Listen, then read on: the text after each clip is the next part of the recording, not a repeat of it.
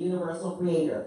We are a holistic center for spiritual grounding, free thought, self-discovery, and Moorish science, an awakening experience for all ages. Tonight, we are pleased to welcome back our National Grand Sheikh, Taj Tariq Bey.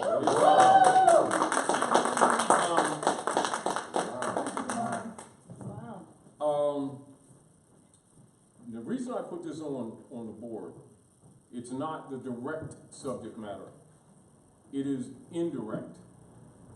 Put it this way.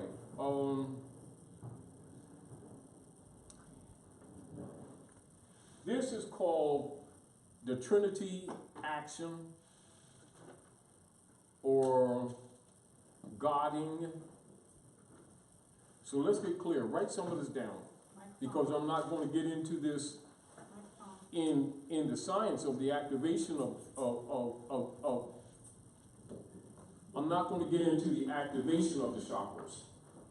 However, it's important because it's sort of like we were talking earlier. What is the difficulty of trying to help raise the thinking level of humanity without them getting mad at you and throwing their sneaks at you and thinking that you're trying to give them a religion different than what they have, or trying to condemn their religious beliefs, or all the things that they usually run to when you're really trying to give them a life raft.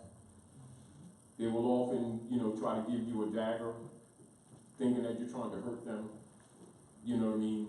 And trying to find an angle where you can help them comprehend certain things without them blocking their mind, thinking that you're attacking them, because they're trained to think that.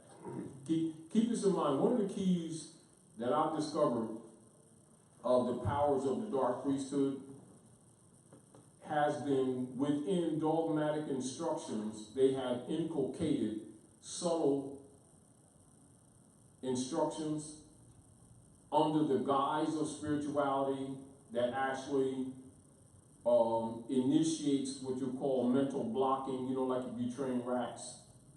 You train rats in a box or in a maze, and after a while you get them to respond to certain symbols, certain angles, certain things that they see or hear, food, sex, drugs, different things. And with the beings not knowing that they were actually trained as animals and like animals, and never suspecting that the priesthood did it to them, because the priesthood is usually saying Jesus, God, Allah, Buddha, Confucius, and the people's guards are down and they think they're walking into light. And this is where most of the demons sit. Not to be confused with that which is divine. Do you understand what I'm saying to you? And it's hard to get people to really objectively look at these things, and therefore it's sort of like not unlike the story of Little Red Riding Hood and the wolf, who she persists on is her grandmother when all evidence is that's not her grandmother.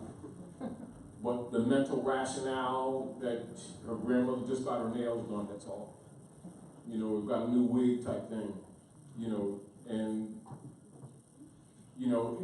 when you look at us, the humans are pretty much trained in that kind of mentality. And so if you tell them the truth of nature or the politics on this planet, it's almost like as if you threw a brick at them and they're kind of offended. It's like a person who can't swim and you throw them a life raft and they drown because they release it because it's not the color that their religion guide says that they should be, the life raft should be, so they don't grab it. And they take you as an enemy. That type of mentality and training is part of dogmatic training given to them by the priesthood that they thought loved Jesus, God, Allah. And yet these men are generally assumed as being innocent and good God-loving people type thing, even though people don't know what God means. You know. So let's just go with some basics, and then I'll get into the political subject, which is really what I'm talking about. God is a modern and contemporary word, not ancient. That's the first thing must be understood. Its origin is from Quran, which is Persic, dealing with the forces of nature. And it is Germanic, God, the word God is Germanic, derivative of the ancient Persic, Kodam. It means, and write this is very important, to call upon, to invoke, and to pour out. Are we clear? To call upon, to invoke, and to pour out. Now, when you look at the different rituals that are given to the masses in the names of religion, you'll see they'll use water, and you'll see them pouring, they call it libation. That deals with one of the Trinity principles of God, or the pouring out. The calling upon is what people refer to as praying. The expression, calling upon. The invocation is dealing with the concept of the magical call and response, or cause and respect and effect. So think call upon reception, that they refer to as a blessing being poured out upon you.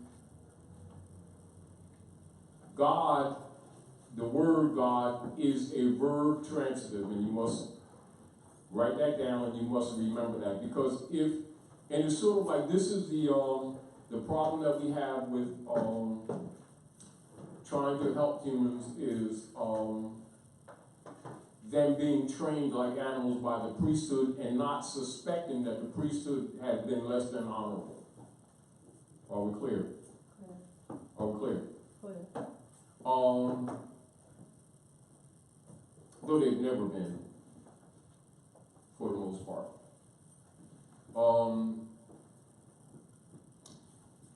You take an animal and you train an animal long enough, and an animal actually will think that the rope that you tie to their leg to a stake is a blessing from the creator of their captivity, of you actually blessing them with your presence over them when you've actually enslaved them.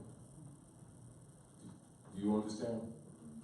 Dogma has been used artfully, purposefully, deliberately, and with malice by the priesthood, and given the term good, and then given the phrase religion to build the trust of humans to the priesthood, who are really more demonic than they are good about anything. And they've never, for the most part, been good about anything. Their very existence, for the most part, with humanity has pretty much been, in the high degree, parasitic. Totally. The art of the priest is to make it appear that it's the opposite, that they're actually benevolent, when they're actually malevolent. Are we clear? The art of, say, coming to woman, key, because woman is key, when we talk about the nature of the being, because all life is traced through woman. We're clear. This is why woman is the major target of priesthood to bring their children to these houses. That they accuse God, Jesus, Muhammad, the prophets of building, who had nothing to do with any of them houses. Are we clear? But the people believe it. It is important from the priesthood perspective that the people believe it so that the people will trust the priesthood who has placed themselves as the middleman between you and the source. Are we clear? Or we say between you and Allah, between you and God, between you and Jesus, between you and the Brahmic divine order of creator. Whether it be he, she, they, them, it. Me, I, or us. Or like you may see in the book of Genesis, which is genetics, it says, let us make man, which is a plural. And then you'll see the preacher will tell the people that God is one, but the book says us. And they'll never explain it. The reason why they won't is because they don't want you to know that the book is not what you think it is. Are we clear? And it doesn't mean it's negative. It means it's not what they think it is. Do you understand? But if they tell you what it is, then they cannot fleece you. You know, you won't give them your grandmother's house, thinking that he's going to give Jesus half of it type thing. You know what I mean? One of the things that I want to bring to your attention, I'll ask you some questions. And you can write the questions down, you can share them with yourself. Share them with yourself. It's not a challenge to you. It's a challenge to you or of yourself. Are we clear? Are we clear? Clear. Now, and it's not a condemnation of you. Are we clear? It's for you to think. All right? Is it fair to say that according to the animal training that the humans have been given, that when you say the word God, they're thinking immediately the creator and the creative forces of this universe and all things about the universe and all things outside the universe and all things within the universe and all things around the universe? Is it fair? Yes. That most humans would respond that way? Yes. Is it fair to say that most humans, when you say the word God, are thinking a spiritual / physical being that has direct correlation with your making and creation in the image of the self, of the I am, of that God? Is that not fair? That's the perspectives, right? Mm-hmm. That's the training. Whether they accept it or not, I'm not arguing that. And I'm not condemning or supporting whether they do or don't. We're just presenting evidential references, meaning that let's put the puzzles on the table, not judge how they fit together. Just put the pieces of the puzzle on the table and start using divine reasoning just to look at them as a point of curiosity. All right. Now, understand that the word God is a verb transitive, and you must know that in order to really have a comprehension of what we're talking about. Knowing that the average person, the living beings that they designate as person, we're not talking about the corpse, because they also designate the dead as person.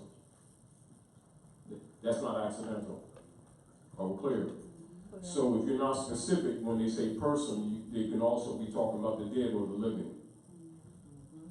As an example, you can go in the Bible in Septuaginta and you'll see a phrase along this line in reference to the God principle. It says, I am the God of the living and not of the dead.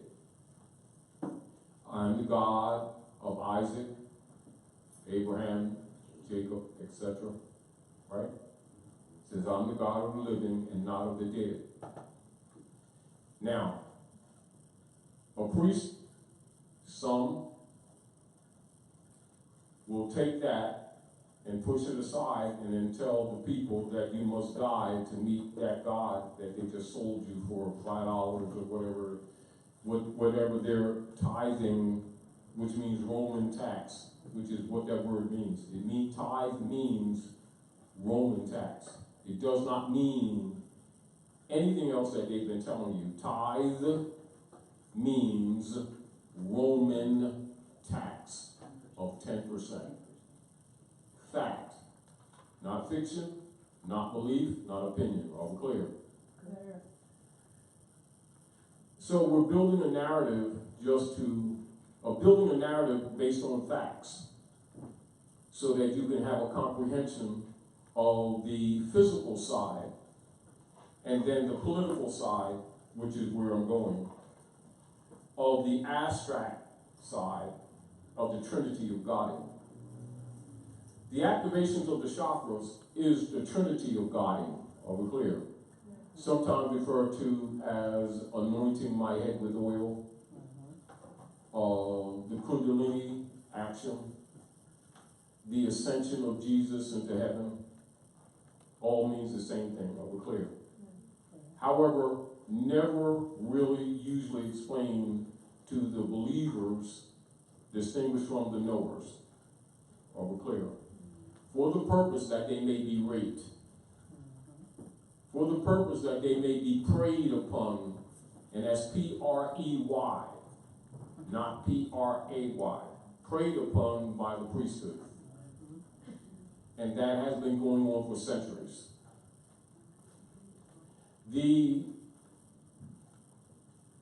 An aspect of what we're talking about is to counter that. Are we clear? So I'm being direct with you. I'm not being indirect with you. I'm being direct with you. So that you don't have to, say, well, where is he coming from? Why is he doing this? Why is he saying what he's saying? And then others will say, I got a devil. They're good. That's part of the training too. So it can be dismissed if you get the point. And that's part of traditional dogmata training. Knowing that the masses don't know that dogmata is counterfeit religion. But they're told they're given religion. Are we clear? Just like the masses are told they're giving money when the masses aren't allowed to be paid, because the priesthood have declared they're not to be paid, they are our slaves. And so this is why it's also difficult to rationalize with the humans when you're talking about what money is and what money is not, what currency is, which is not money, and that it's not money. That's the electrical system of their bodies. That credit is not money. And you'll find the average human doesn't know the difference. We're not talking about the children, we're talking about the adults. And not knowing that that system of thought came from the priesthood that they think is teaching about Jesus, God, Allah, Moses, Muhammad, and Buddha. They never suspect that it came from them.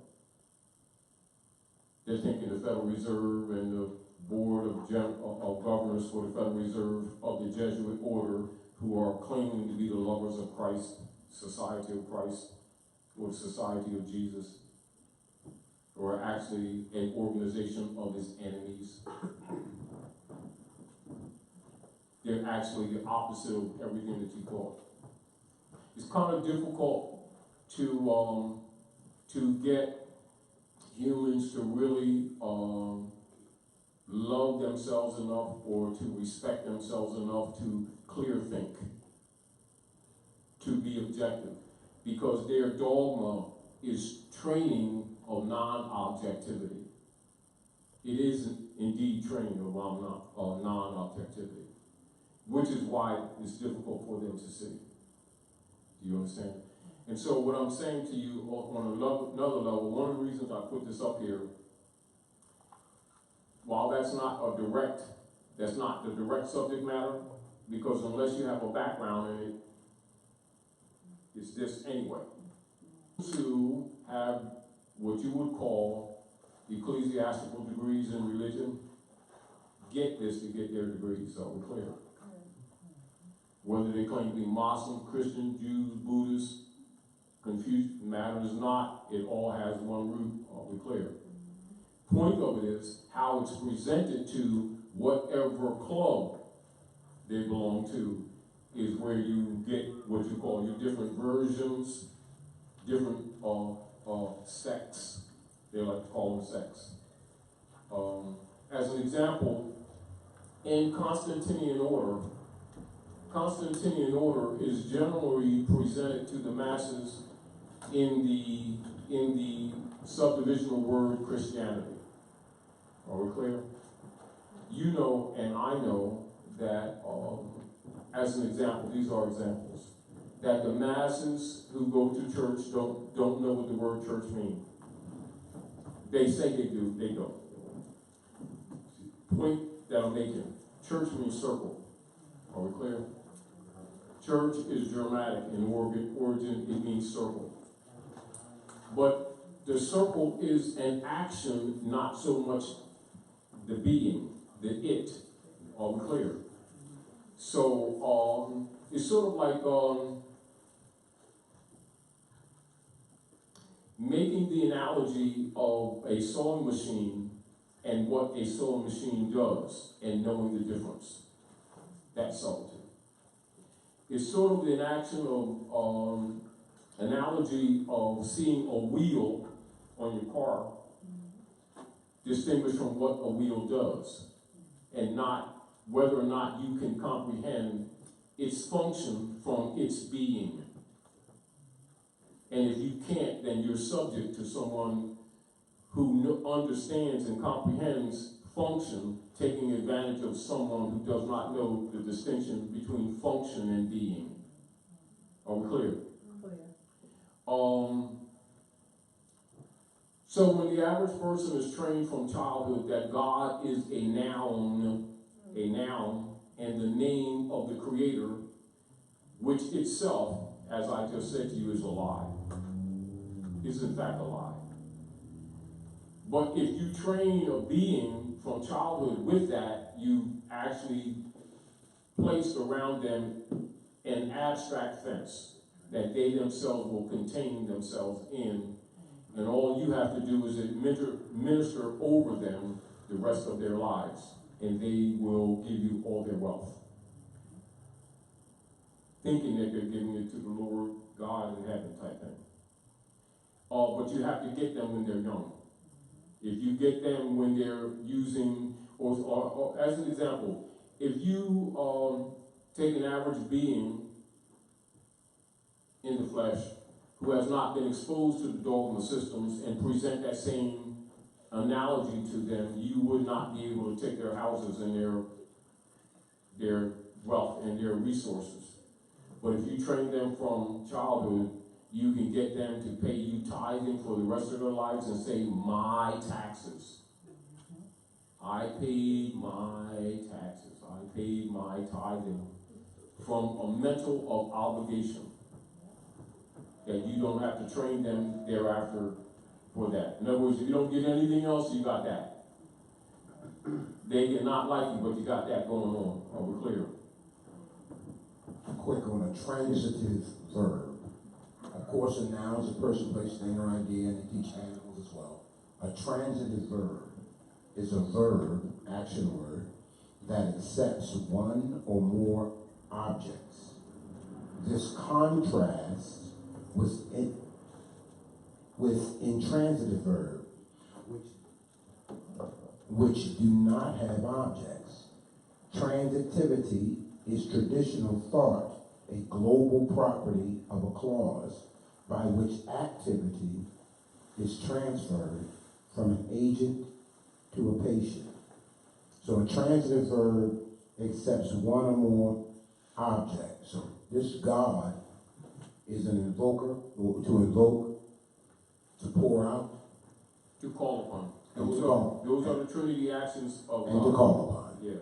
Now, and of course, for those who don't have reference, say take an American Heritage Dictionary on the English language, go into your appendix, then you go to the word God, you look at its etymology, go to the appendix, and it'll give you its foundation on clear. Now you can get in any quality dictionary, and they're usually the older ones, and you will find that. In your modern ones, your more modern ones, as the humans have been trained down into their base level, to their animalistic form, or kept down in the great leaf. Now, what you see down here, when you see symbolically in the Garden of Eden, when you see the great leaf over Adam's groin area and Eve's groin area, what that actually represents is covering this up. Are we clear? On another level, it represents being conscious of it and rising above it and clothing yourself with knowledge.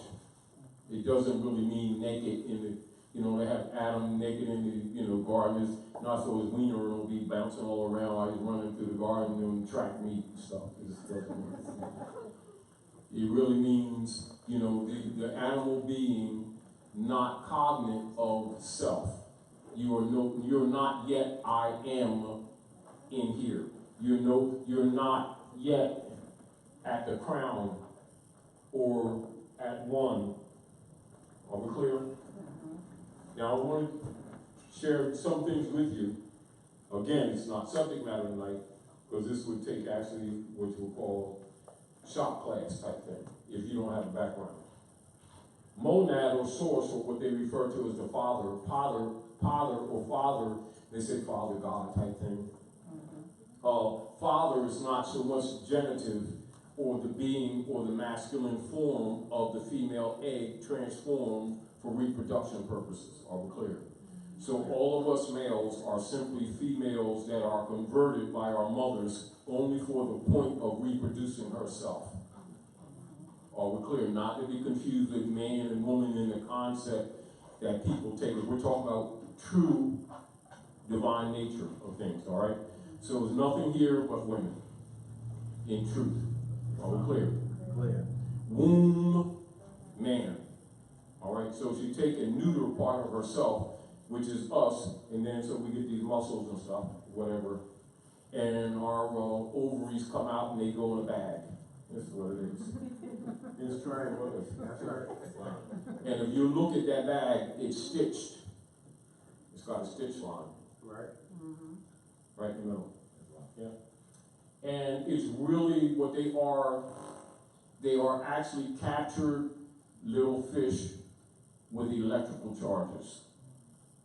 They call them sperms. All right, they're really electrical. Now, there's another science to that, but I'm just telling you what it is. Now, when the eggs activate, or before they're activated, before the eggs are activated, in what you would call the abstract, what their potential is, they come from what is known as monad. All right? When they come into the physical, the N and the M are interchanged and it becomes nomad. Then that we're traveling in the physical. So man in the physical is a nomad. So when you hear terms like traveling man, that they say in certain secret societies, that means you become you're in the physical now, you're out, you're starting to learn stuff. I'm clear. Now those who come before you, your forefathers, etc., who formulate society or found civilization, remind you of your foundation and rebind you with what you call knowing of the being, and that is called religion. The knowing is not with a K, it's with a G. Like Gnostic. That's where you get Gnostic from. Are we clear? Are we clear? And so what you call true religious philosophies, or what you call the Hermetic or taught or Tahuti principles, are simply established maxims of truth that are indisputable in nature. Are we clear? That formulates your foundation of true religion. Are we clear? And a fundamental comprehension of the mathematical calculations of the positions of the energies around you. sometimes referred to as astrology, or, astronomy and astrology. So you deal with the implication of physicality and then the implication of abstract position, measurement. Of course, you deal with sidereal, when you're talking sidereal astrology, you're dealing with more a refined, and it can get more refined than that, calculations of energy output, current, heat, cold, expansion, contraction. Now, how do you put that into what you would call reasonable communication correspondence with humans to understand the body and themselves? You give it personalities. That would be called anthropomorphic, not unlike the little puppets. Anthropomorphic. Now, that method of teaching humans is an ancient adaptation for children.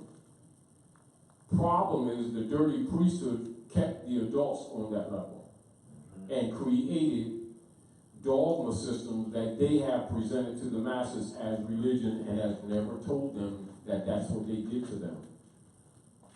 And now, so they've built a world of darkness in the name of light. And in the process have been raping humanity, and it's gotten darker. Meaning that you have adults that should have long ago reached the Christ degree, which is the heart. Like many of you see, you don't see too many of them now, but some of the people, as you were growing up, you'll see in different people's houses where they'll have pictures of Yeshua with his jalabu open, and you'll see the heart exposed. And then you'll see a crown, a nimbus around his head. You'll see an opening at the top, an opening on the side, an opening on this side. It's a circular. I'll show you what it looks like, basically. And like I said, I'm not getting into this, but it's just, we're going to get into the politics of this, which is really what the subject matter is. Are we clear? Clear.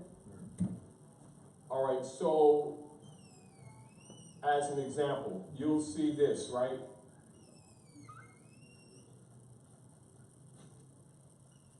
You'll see it like this, and you'll see them painted gold or something like that, and you'll see them make it decorative all around here, and then they'll place the Nazarene's head in the middle of this.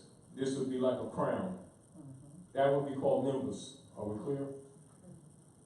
And then you'll see the break there. All right. Then you'll see the nature of the levels of the activation of the chakras. And you'll see them do like that. Right? Circle 7. Right? Then you'll see, also, you'll see them expand this, expand that, expand this, and expand that lower, and then that's called church, which is Germanic, which means the great circle. That symbol is called church. Are we clear? Clear. Which means circle. That's the zodiac circle. Also the chakra circle. It's both of them. Now, you know and I know that the preachers don't teach people that. They keep that for themselves. That's one of the keys to their power over the masses. Are we clear? See, as long as they keep the masses dumb, they can keep their hand in their pocket and tell them the misery and their poverty that the devil did it. And that people are raising more funds to kick the devil's butt.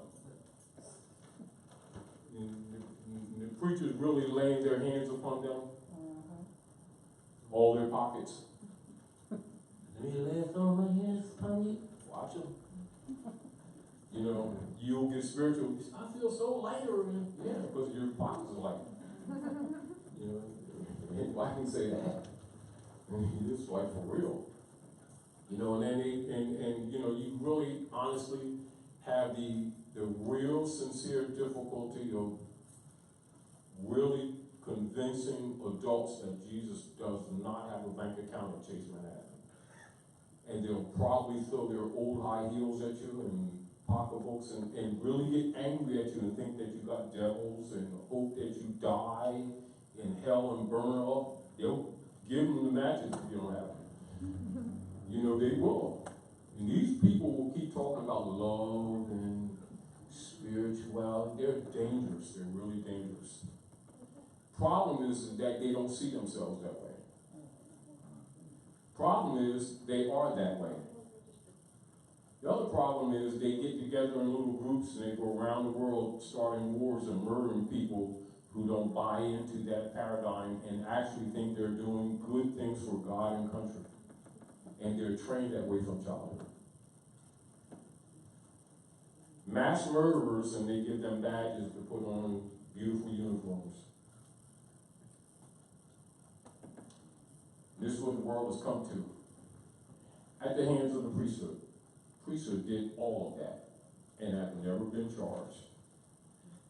So what do you do? How do you undo all this when the people actually think that they're doing God a favor? They really do. So, like you were saying earlier, the difficulty is how do you turn this stuff around? You tell the truth and these same people want to kill you. They will throw barbs at you, it's called psychic attacks. Write that down, get used to it. Wishing all kind of evil on you. And they're called good. And they call themselves good. And good is really what God means. God actually means good too. It comes from Old High German, write this down so you don't forget it. From the word gut, G-U-T-T, also G-U-T. And it is derived from that Old High German gut, which is a word that is derived from them studying ancient Mauryan Nanda Gupta dynasties of Sindh that you call India, from which they derive what you call the Judaic principle, or what you call Judaism. And from that, they derive the Constantine order of Niceno-Constantinopolitan Creed of the study of the circle, that they derive what they call Christianity. Are we clear? Yeah.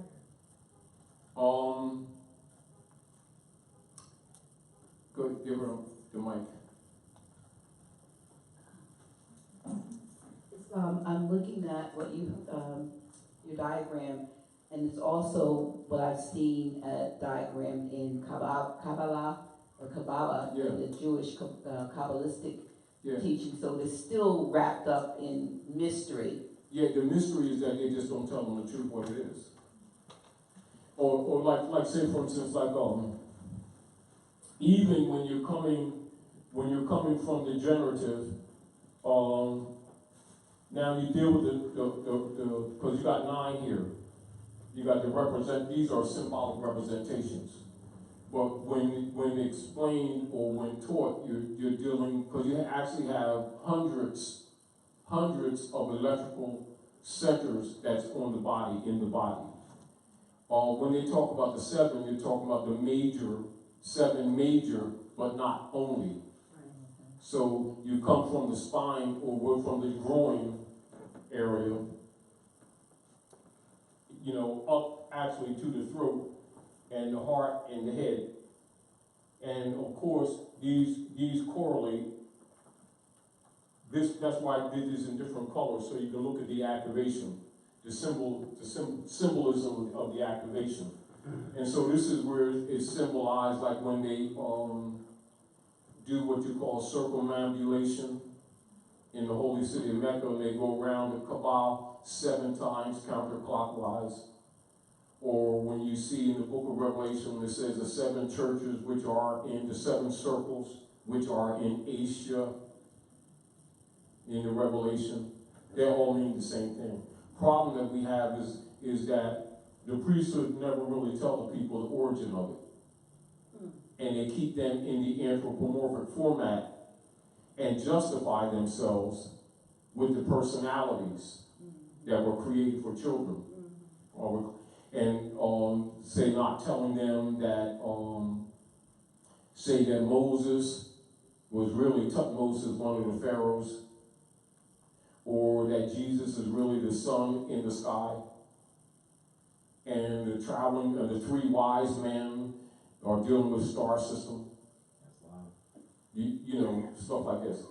Go ahead. It's, Brother Mustafa and I were having a conversation yesterday, maybe, with regard to bringing truth to people, particularly those who were very, very much steeped in dogma, with us both coming, from ministry background.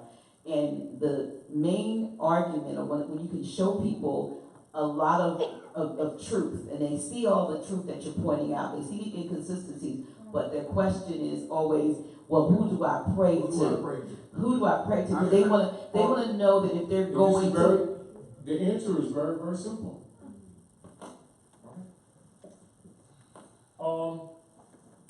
This is Canvas. This is Canvas. Now, you all can take pictures of this and study this later if you want to. And this is not complete either. This is just giving you a look. So if you wanna, all right. Yeah, if you want to take your cameras and take pictures, do that, because I want to erase this.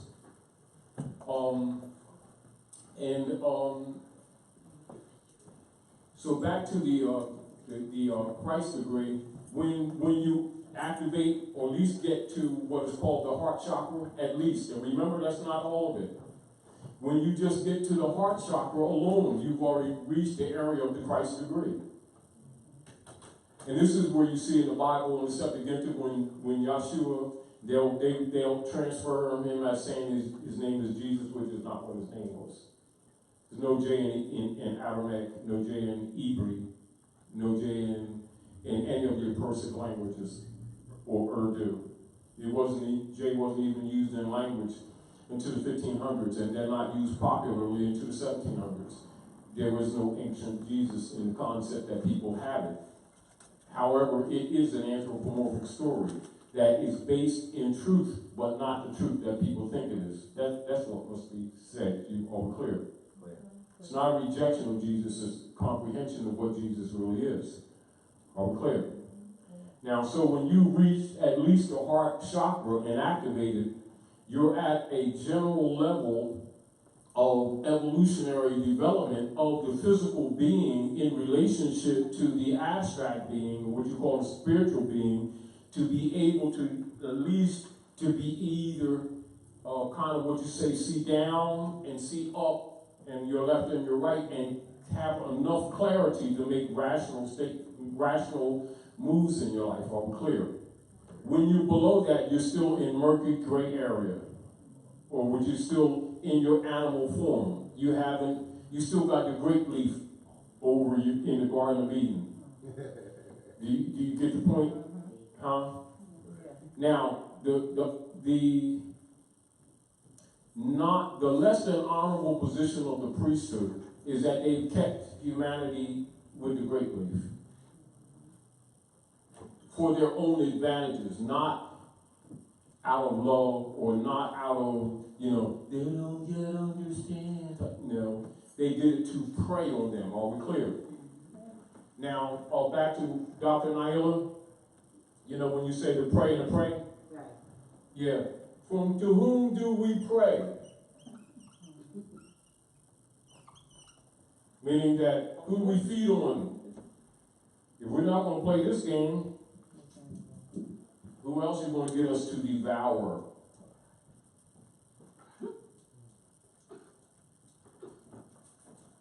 So you don't let them get that off. And this is again what makes it kind of difficult, because their idea is that they're doing one of the trinities of God, of goodwill. Well, when you see the priest do the wine for the blood and the crackers for the body of Jesus, you have no idea how seriously they're telling you bluntly the truth. of what they're actually always have been doing. You understand? And they are praying.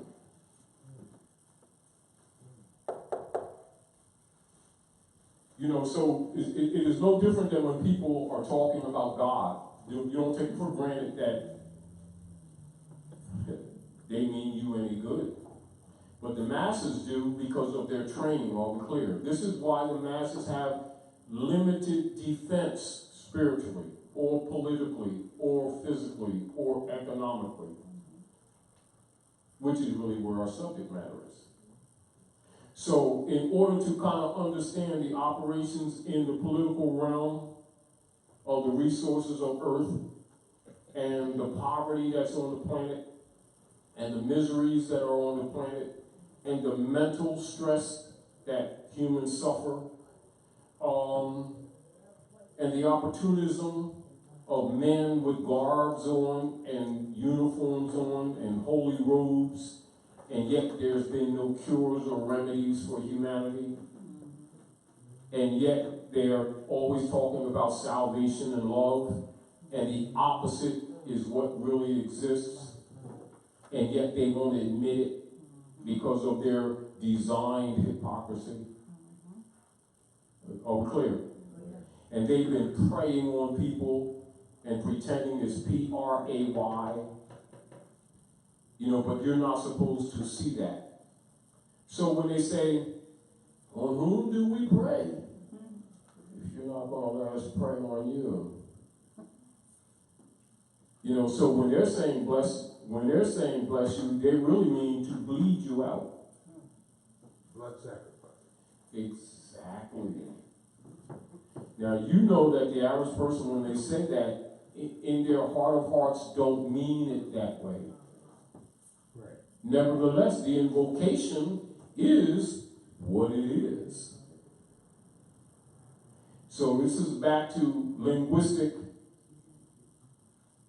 connotation and the art of the priesthood projecting magical forms and appearing innocent and setting up civilization for destruction while the people think they're doing good for each other, and they become selfish and self-serving rather than service to others, wanting to do things to other people that they would not want done to themselves, and feeling though they're being spiritual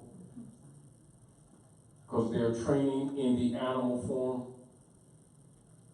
and kept in the animal form and never told about the other degrees.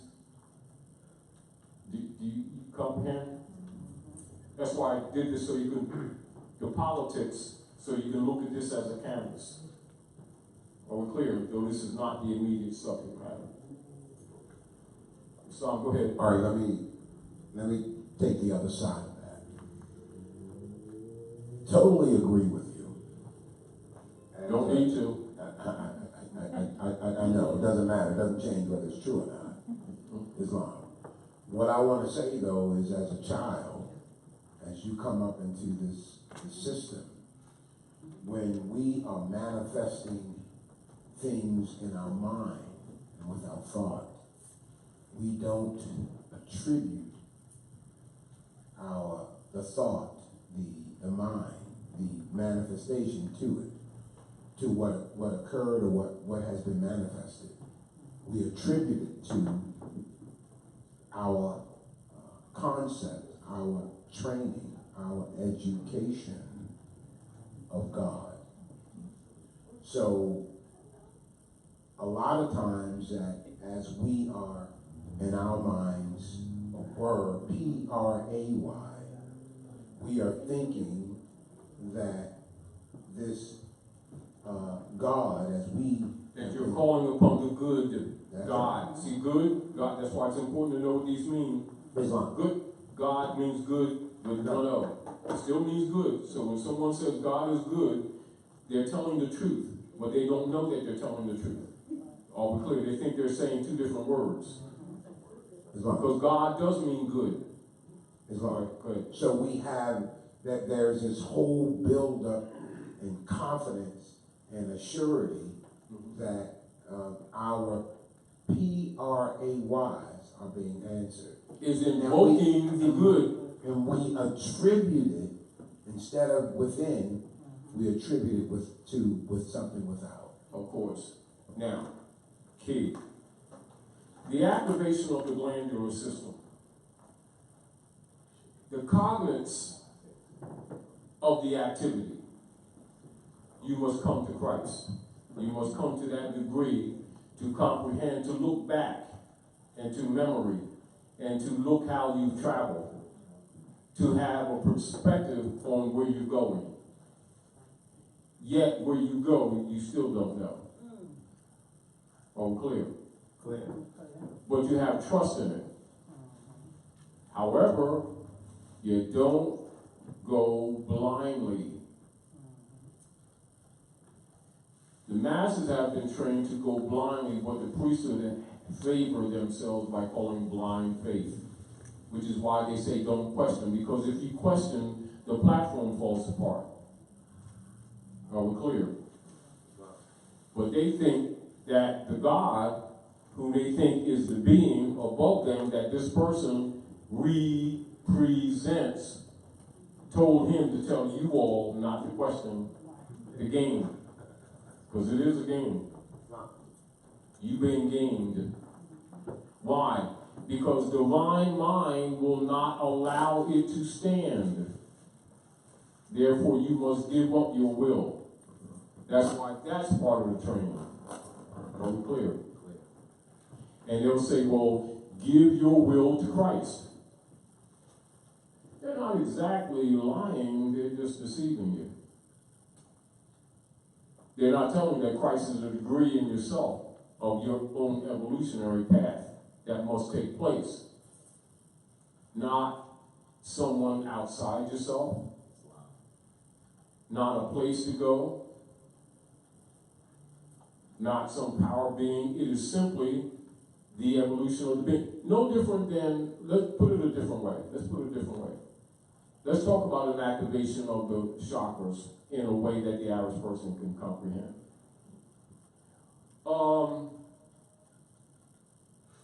Balance this, correlate this with the human development from the egg seed of mother in the course of 9, right? Say when the seed is brought to the sister Earth, to Gaia, from her sister, the mother, and she takes her breast and pulls it back because she feeds the seed. Then now the earth is going to feed the seed, right? And the child's around 3 years old. That's actually around 3 years old. By that time, the child starts showing strong indicators of what we call personality. They start evolving into a character. It's not strong yet, but it's and start asserting that personality. And they usually started when at the dual principle of 2, which is why they often refer to as terrible 2s, because they start exercising that personality. And then when they get around 7, then they start recognizing, well, I remember when I was little, just to bring this up, when we were playing in the front room, and we were throwing balls around, my mom was saying, stop throwing the balls around. And you don't know things like, as you grow up a little older. The fake cry type thing. Daddy hit me in the dini with the ball stuff. Right? You're not really crying, but you got to put this act on so your mom get them right. And then, you grow up a little more and you start discovering that everybody ain't got the same thing. Kind of curious, but, where's your stuff? That type of thing. Then when you get a little older, what they call puberty, right then you start recognizing, yeah, she's cute. You know, in your mind, before you want to punch her in the nose, type thing. You know, those type of things. You know, that's an activation of Kundalini. The activation of the glandular system. You're coming actually cognate of the animal form.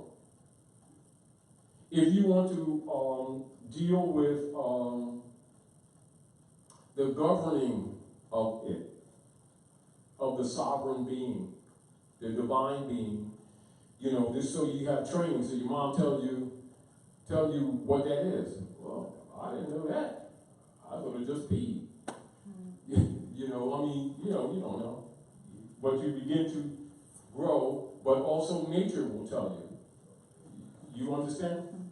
So, on one level, so you take the grape leaf off. You're coming out of the garden. That's why they call kindergarten. You know, you see the relationship in structural society. And so, when you understand that as a fact, look at the allegory as you grow. Now, the issue in religion philosophy of Gnostic instruction is to guide you with established maxims so that you don't waste a lot of your time trying to figure this stuff out.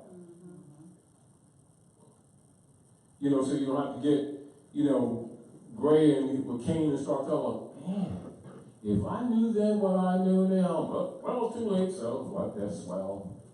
You know, it saves you all that trouble. Do you understand? Now, people who have less than honorable intentions for you don't want you to know that. If they want to use you as a donkey.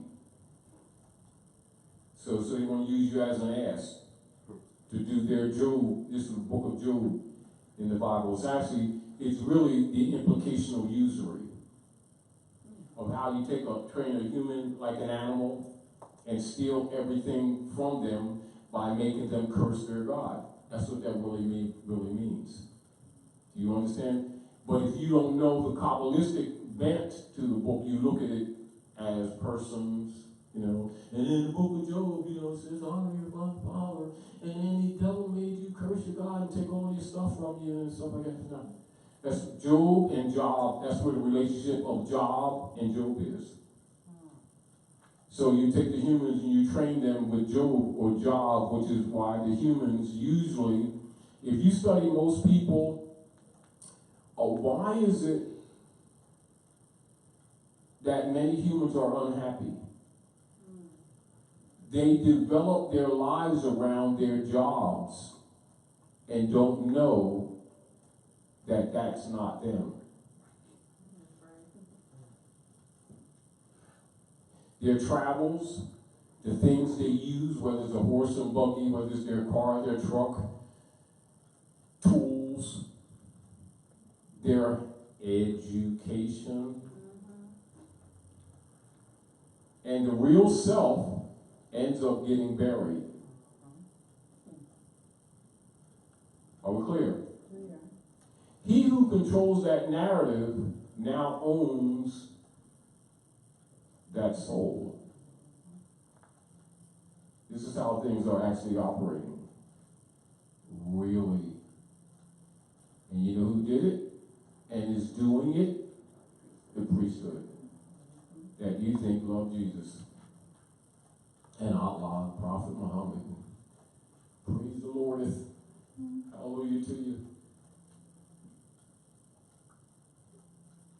There's your demon. Hard lesson? True. Hard lesson? True. Hard lesson? True. How are you going to do this? We're trying.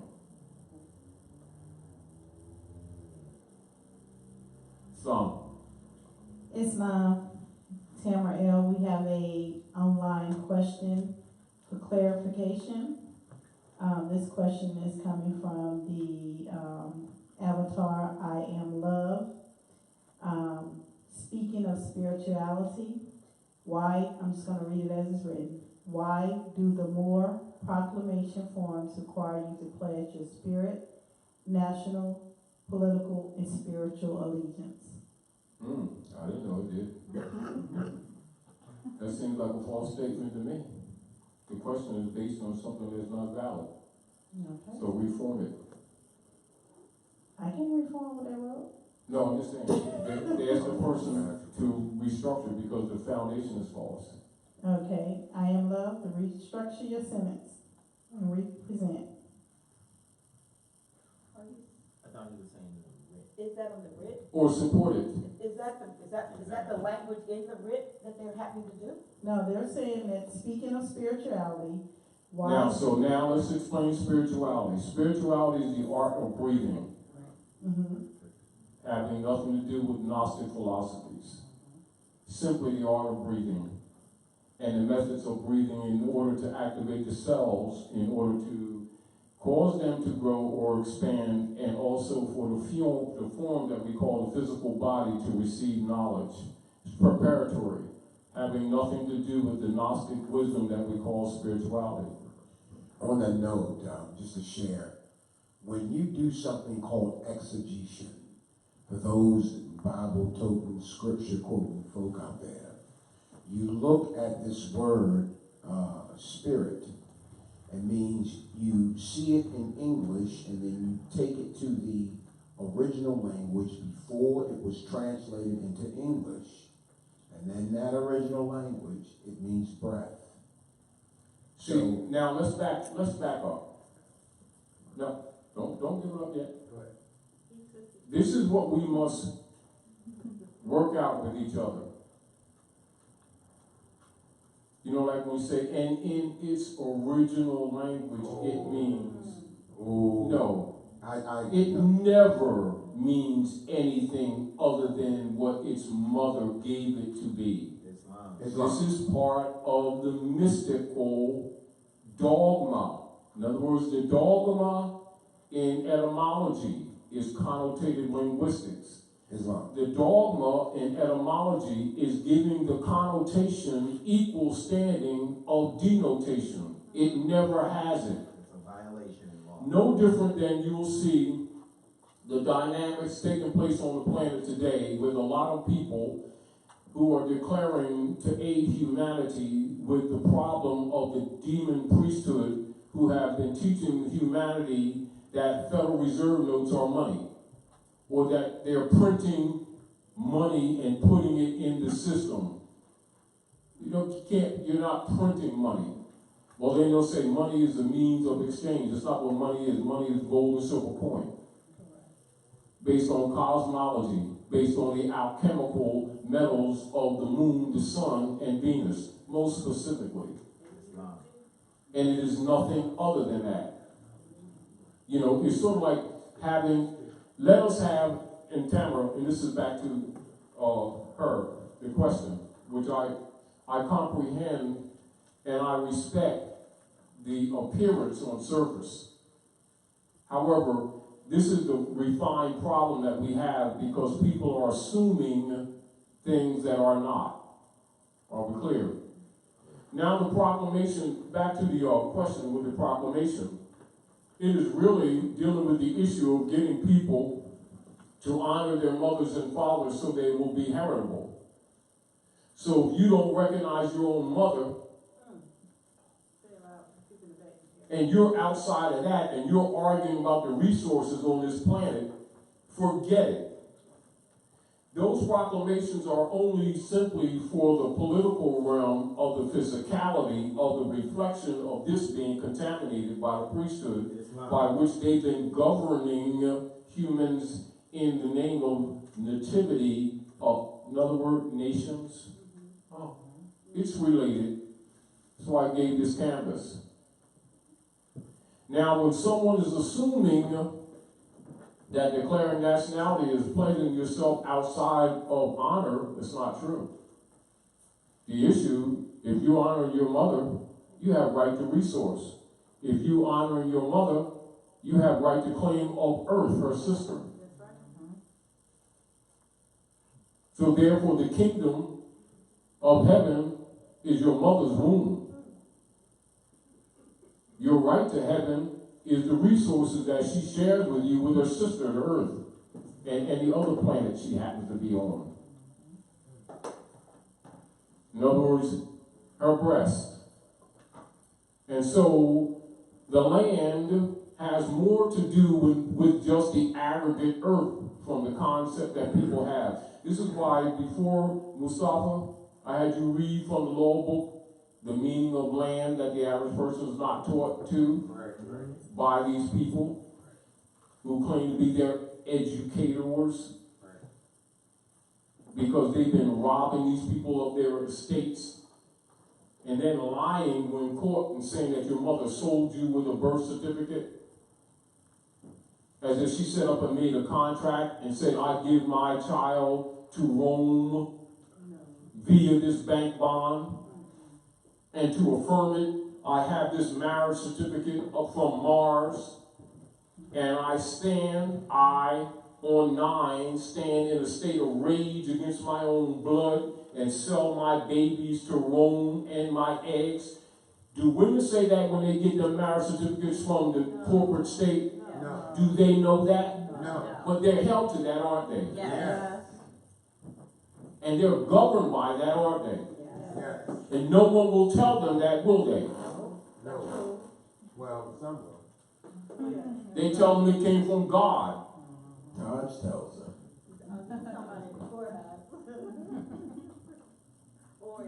That's why you're given this canvas to show you, I'm showing you the relationship that they're not outside of this, they're just using it negatively.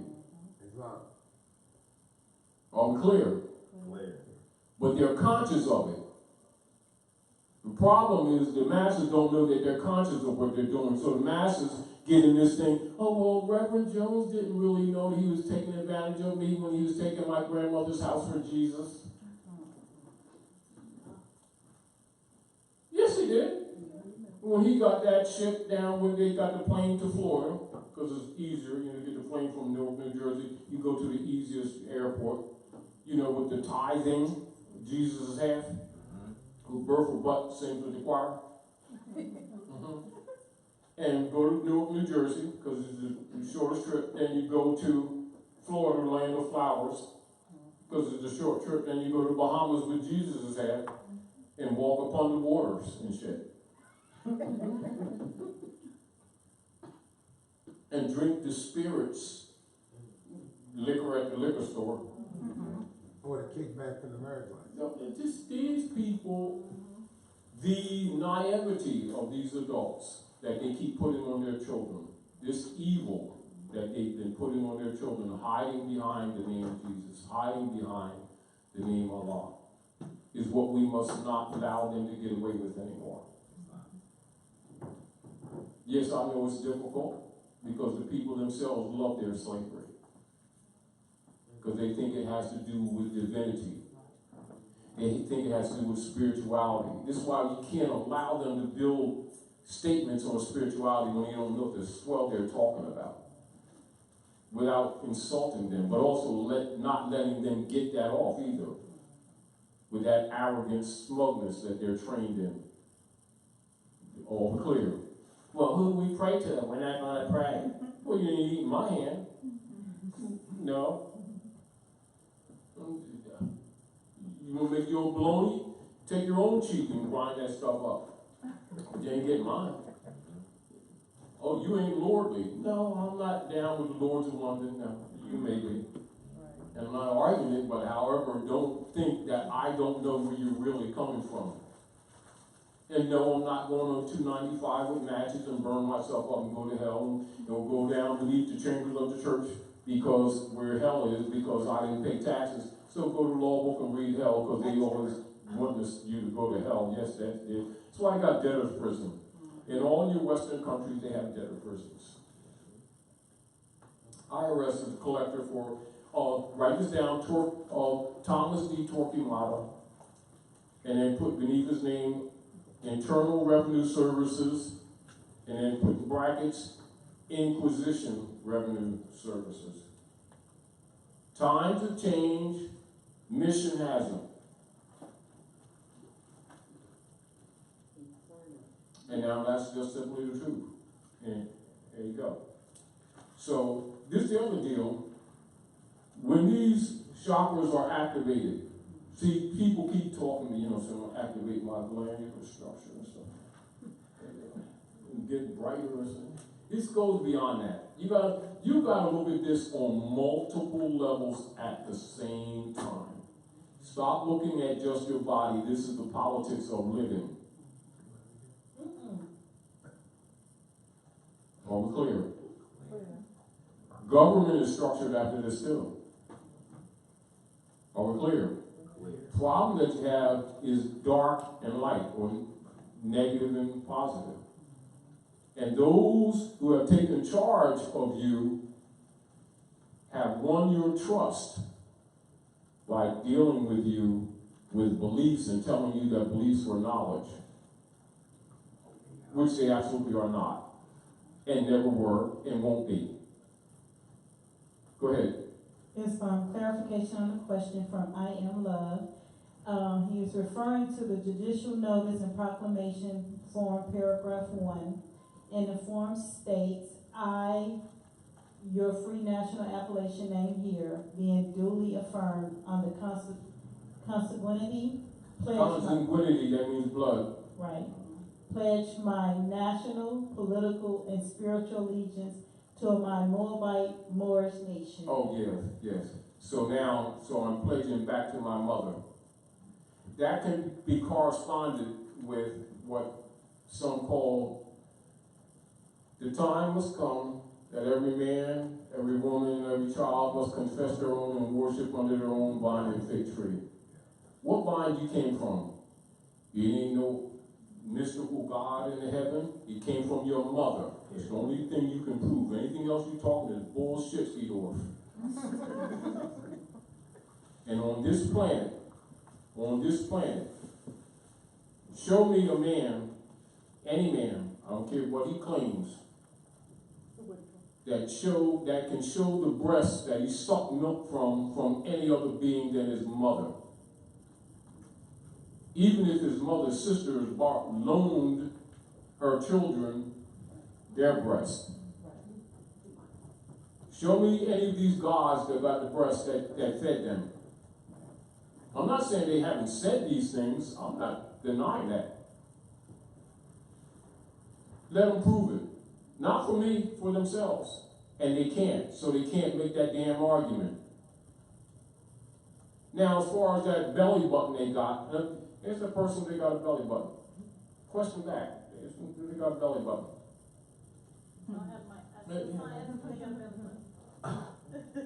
What you got to do with people who ask questions, you got to be fair. You have a reasonable conversation, and we're going to communicate.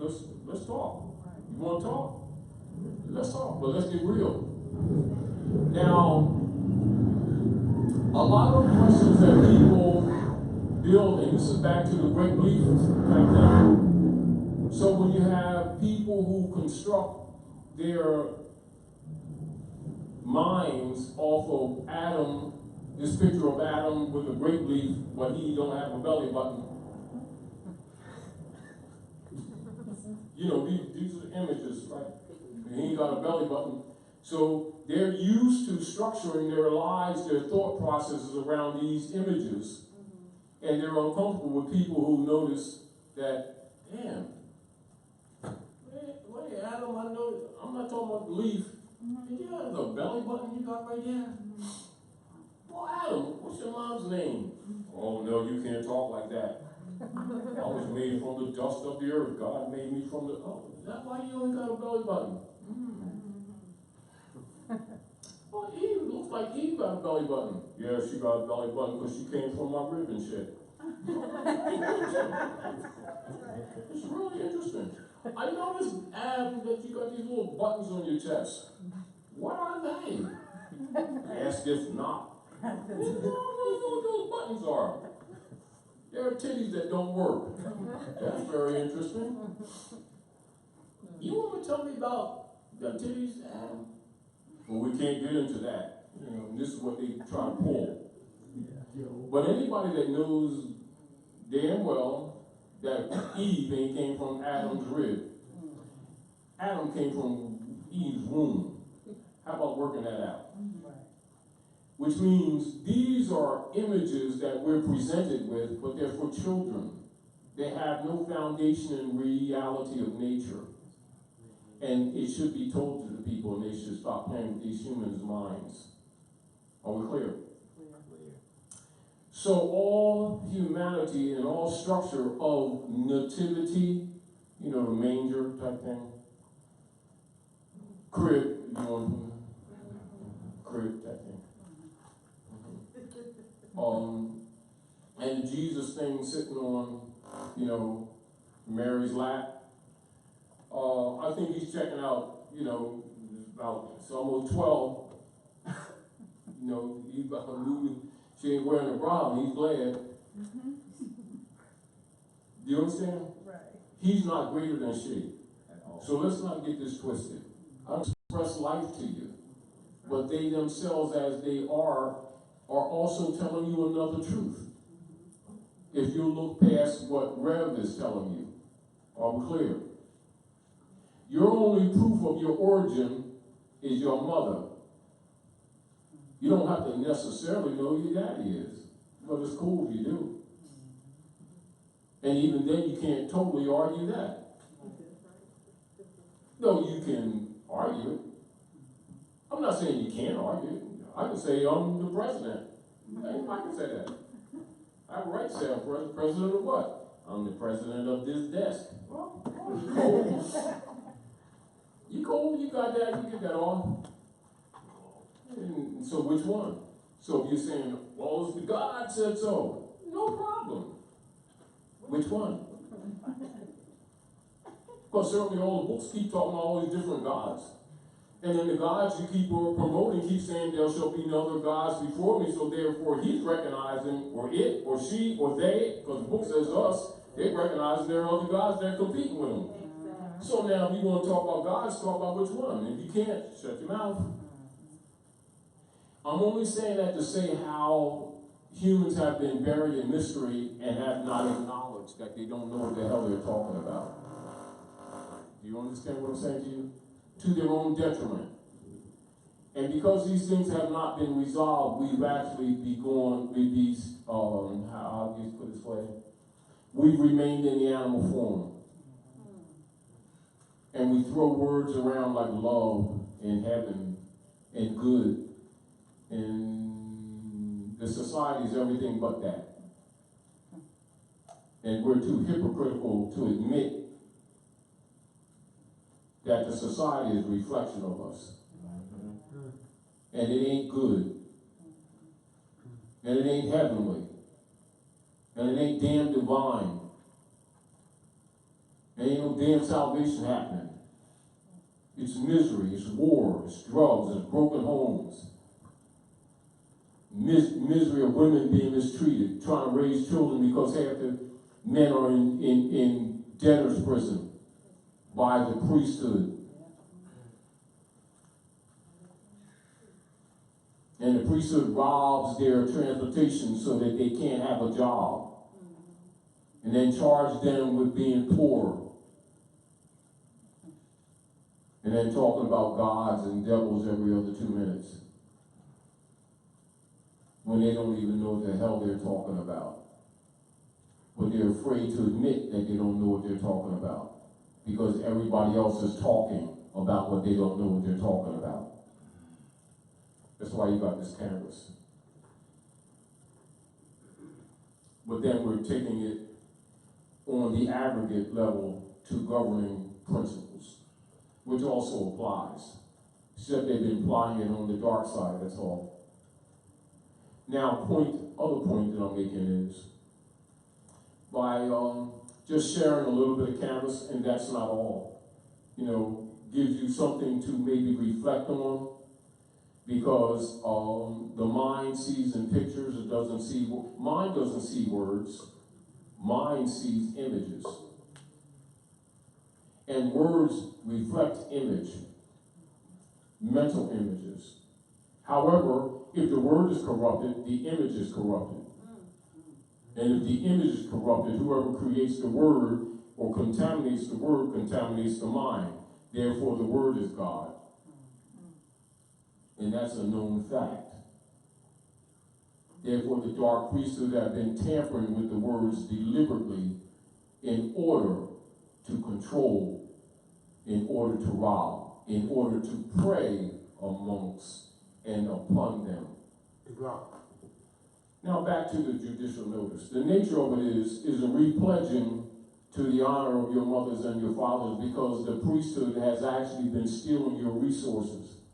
Or how they say in the book of Genesis, in the chapter 25, where you see Rebekah, Isaac and Rebekah, and you see Jacob and Esau, and the theft of the birthright. But Isaac was a little bit, couldn't see, was blind, couldn't see. And the firstborn was robbed of his birthright. As a matter of fact, he was a man of the field. So if you're a man of the field, you got it going on. You know, the plants and the food and whatever. But you sell your birthright for a bowl of red, R-E-D, pottage. And then God was angry at him for selling his birthright. And these people still don't know what birthright is. But they say they know that book. And Rev say he's been teaching them that book. Yeah, right. Please. Go ahead, Cooper. I just wanted to add to your wisdom. When considering what you're speaking on, also, when certain scriptures have been delivered without the complete esoteric revelation, so that people can ascend in their soul evolution, with what you're speaking on, also that can be freeing if people have another perspective of Proverbs 11:15, which can ecclesiastically free your mind. And I quote, "He who stands as surety for a stranger shall smart for it. He who hateth suretyship is sure." And what you're speaking on, Brother Taj, is us, when Mother Tamara had said, I Am Love had said, what they said about the proclamation, ultimately with correlating that with honor your ancient foremothers and forefathers so that your days may be long upon the earth land, these different quote unquote scriptures in these astrology books can actually be used when you are studying yourself so that you don't mortgage your spirit. Now explain what mortgage word means. So that you do not death pledge your spirit. Yeah. So Dead pledge your spirit. So, for example, and then I'll yield after this, and I hope that this just helps. So ultimately, when you're making that pledge of allegiance to your ancient foremothers and forefathers, instead of the substitutes that are mortgaging and sharecropping your life's energy, what you can now do is allow yourself, alrighty, to no longer be in adultery. I hope I said that correctly. Yes. And that you can put that as another, the adulting. There's a law term called corruption of blood. That's right.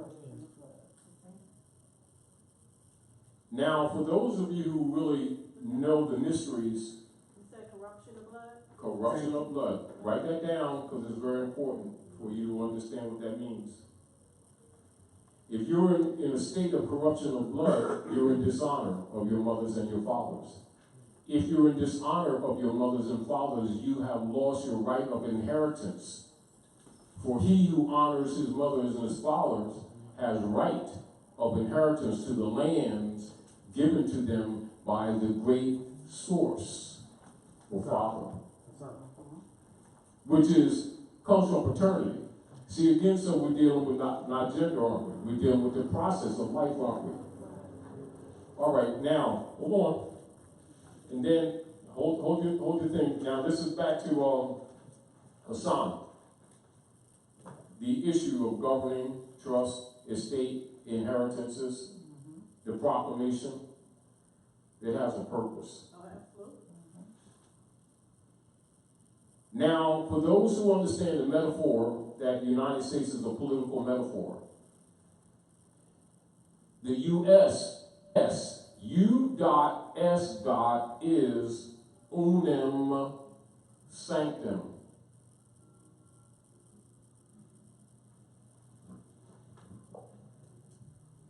The priesthood decree of the living dead. The priesthood decree of the living being dead. The priesthood decree on the conversion of the living for their own use. It's called reversion of estate. That's what chapter 25 was renamed Rebecca in relationship to the keepers of the North Gate. Uh-huh. And she ain't Pocahontas, it's Matawaka. A potentess. Daughter of Wahasunukok of the Powhatan Confederation of Moors. And then they named the river after King James, called James River. Then they called the settlement Jamestown, Virgin, near Mary's land. Like we don't see that. Hold on. But I want to say this. So for those who know that the United States or the U.S. is unum sanctum, this is that proclamation. Tamara. I, the living man or woman, and you do your appellation, the sentient man and rightful heir, am not lost at sea, though the popes of Rome has said that I was. Meaning I walk the water, so they don't gotta come at me with that BS. And I affirm and declare my right of quote-unquote reversion of estate. Chapter 25, 2 and 5 and 7. Genesis. And therefore I make no claim with respect to the title and misrepresented name, man of straw and nom de guerre, being a title. That's the brand system created by the German Dutch masters. And the spurious creation of the foreign de facto United States. So everywhere United States is said, put in there unum sanctum. Because there's a metaphysical side of this statement. Yes. I just didn't tell you. It's there. I'm telling you now. Islam. Therefore, I told you years ago, some of the things we're doing now, we will not be doing later. It has its purpose for the moment. because you're fighting dark priests. And you got to know that even if the people don't know that, because they are not playing. They're preying on the people. And you're throwing them a life raft, and they're trying to kill you.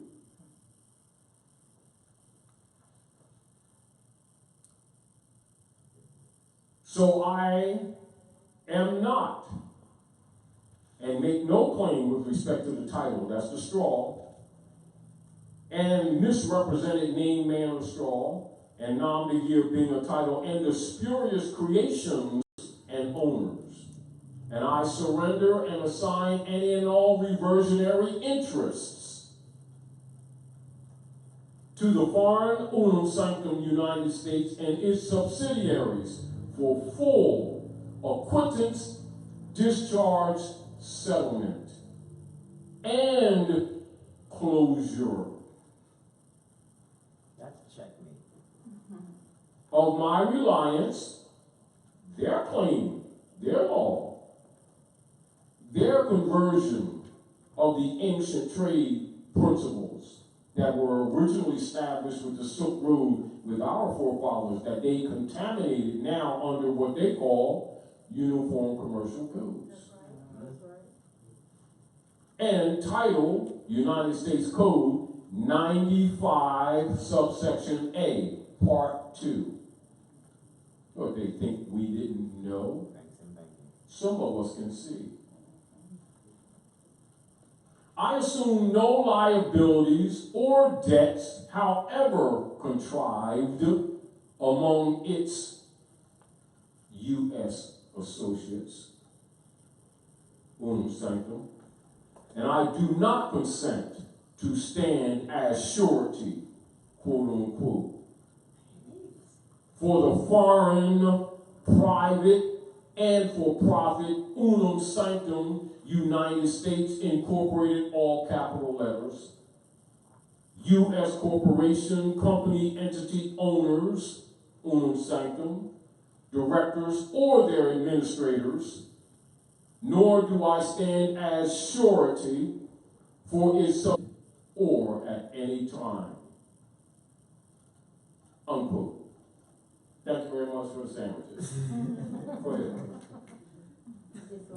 Yes, I just wanted to add to what Brother Hassan had said when he read Proverbs 11, to take you back a little bit, 11:15, when he says that he that is surety for a stranger shall smart for it. And when we were talking earlier, And smart is hurt. yeah, that's what I'm saying. When you were talking earlier about etymology, and I posted something a few days ago about, maybe a week or so ago, about having people look at what does it really mean with the smart technology, smartphones, Yes. how they've said literally, everything is becoming smart technology, smartphones, your house is smart, So what they're really saying, because the word means what it means, that whatever it is harmful and hurtful It's striking you. to the people, yeah. So I wanted, because here in Proverbs 11:15, it's being used in its original, its etymological meaning. Let's start doing Surely this. means hurt, No, harm. let's start doing this, because we've got to work this out. There's another reason why we're doing this. We need to. This includes me. So I'm just talking because we're sharing. Remember. Consciously reconstruct how we present things. And stop saying in the nature that a connotation is a meaning and that its original meaning was that, no. It means what it means. Connotative presentment is just that, a presentment and not meaning. And I think a lot of times, even when you see people are teaching instructional etymology, they will give connotation classification as meaning. Islam. That's a flaw. We've got, it is subtle, but it's still dangerous. It goes in that area where we're satisfied starting to pull people out of the mud. And because they can now breathe We're not arguing the issue, the mud's still up to their knees. We're past that. When we need to bring them out of the mud and baptize them. Period. Translation, go to the damn shower. Right. And they're not freckles, they're leeches. Let's work with that too. You know, you're not done. Point. And this is back to our, you know, because I already know you have the mind for this. And even with the analysis of the judicial notice and things like that, even when we made adjustments, you know, about 7 or 8 years ago, and put the Continental flag on there in place of the Amity and Commerce banner, That's right. is because it's a degree. It's actually an ascension. Islam, I get it. Now, point. To fix a problem, and knowing that humanity has been trained artfully in the animal stage and left there, but told that they have reached the Christ degree. They've been told that. You know they have not. I know they have not. And Rev knows they have not. And Rev is disagreeing with us as if we're teaching something contrary to the books and getting away with it. Right. Because he knows the people don't know that those books are this. Islam. Knows it. But he has their trust. They believe in him. They don't know him. They believe in him. But we know he's a demon. Do you understand? And the people will fund him, won't fund you. But you throw them the life raft. They got pins. You throw them the life raft, and they got pins that they're calling their beliefs. Punch and hold. Yeah. And then you're trying to stop the air to save them. And they think you're their enemy because of connotative linguistics.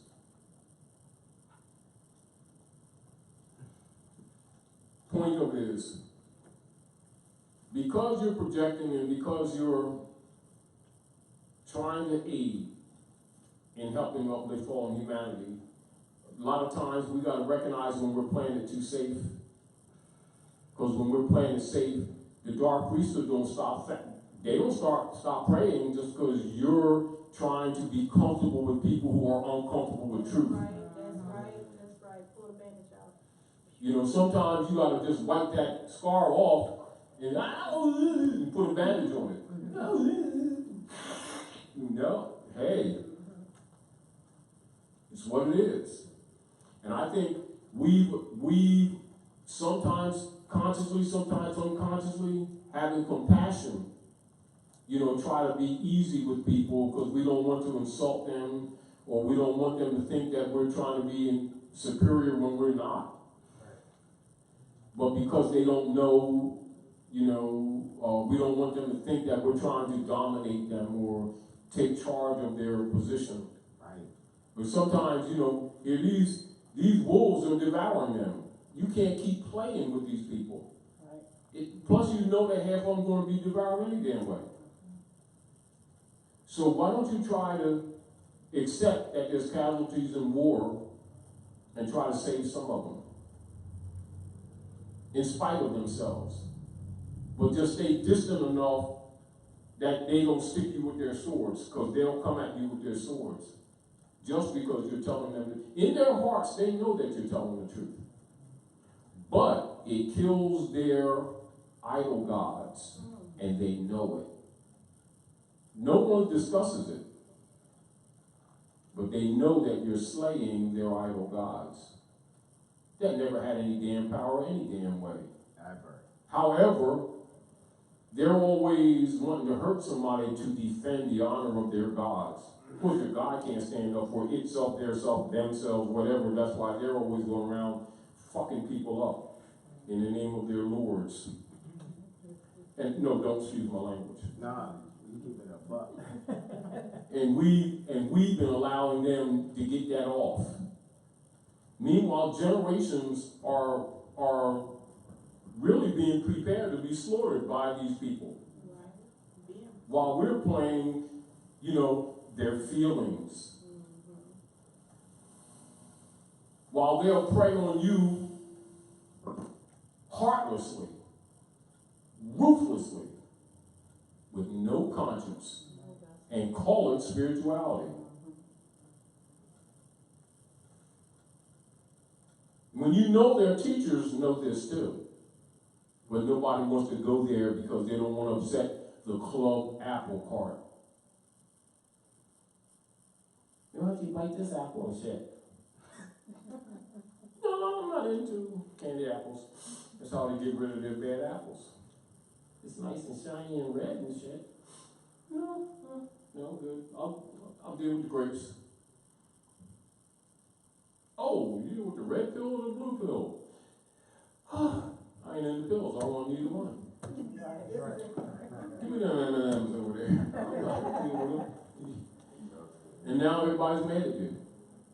Well, we gotta stop worrying about them being mad at us. And just accept that there's casualties. I think we get caught into this idea of getting so worried about trying to save the world when we need to understand how things work here. That when they do the wheat fields, they take the stems, the broken stems, and plow that under for food for the next planting.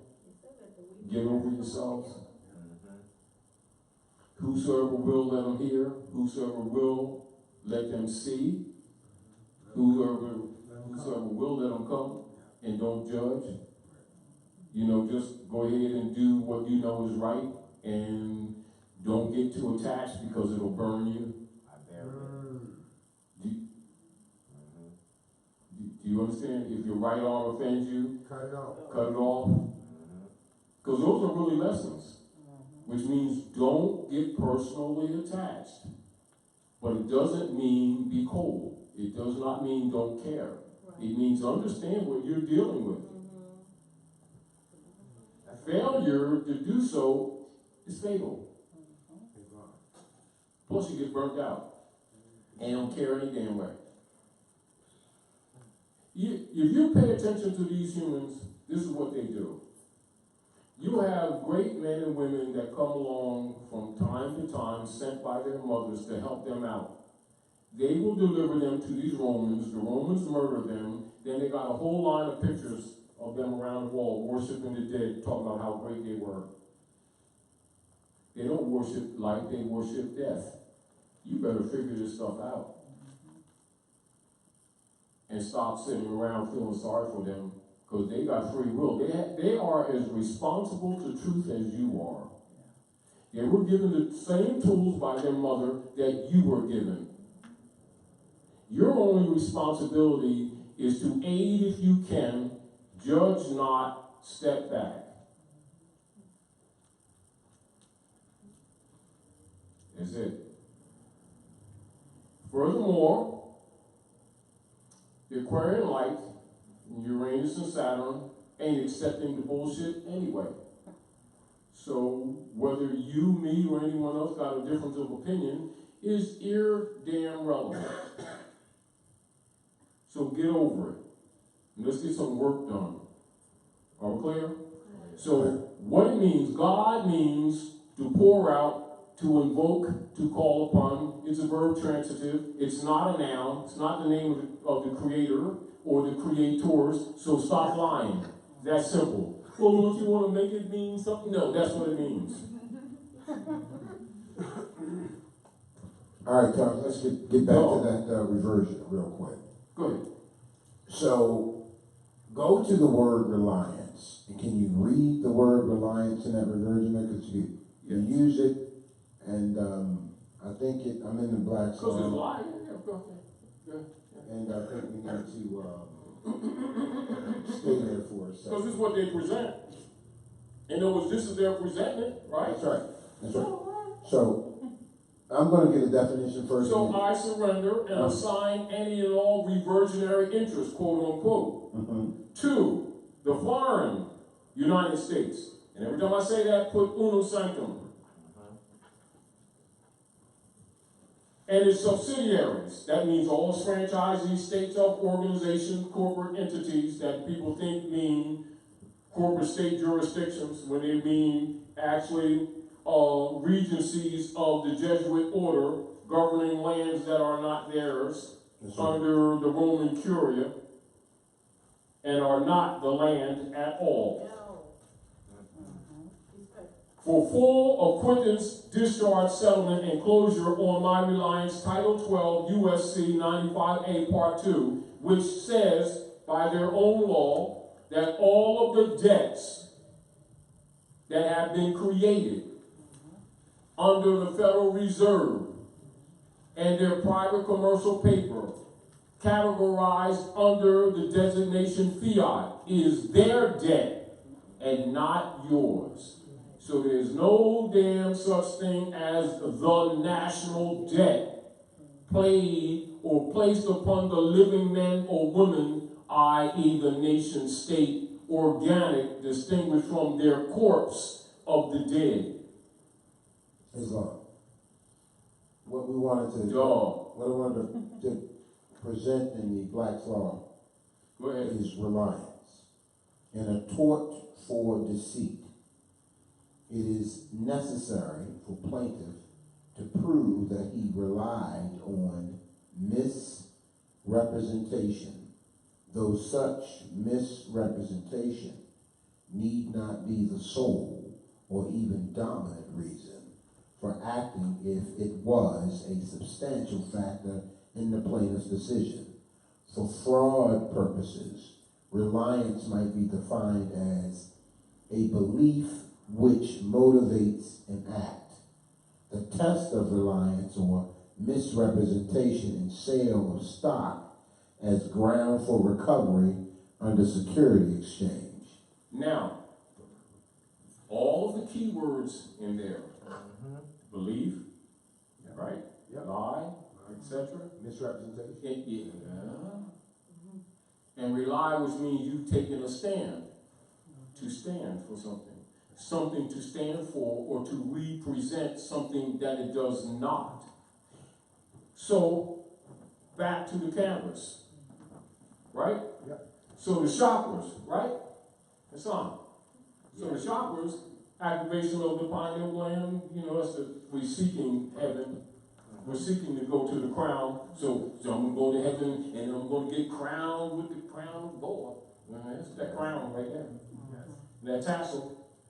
That's what that is. All right? So let's look at chakra. This is interesting. As a matter of fact, I want one of y'all come up here and help me. Come on. I want y'all to read. Come on. Chakra. Come on. If you more than one, come on. Come on. Are you serious? Come on down. We want behind this curtain and stuff. Chakra. Here you go. Islam. Including the part of speech.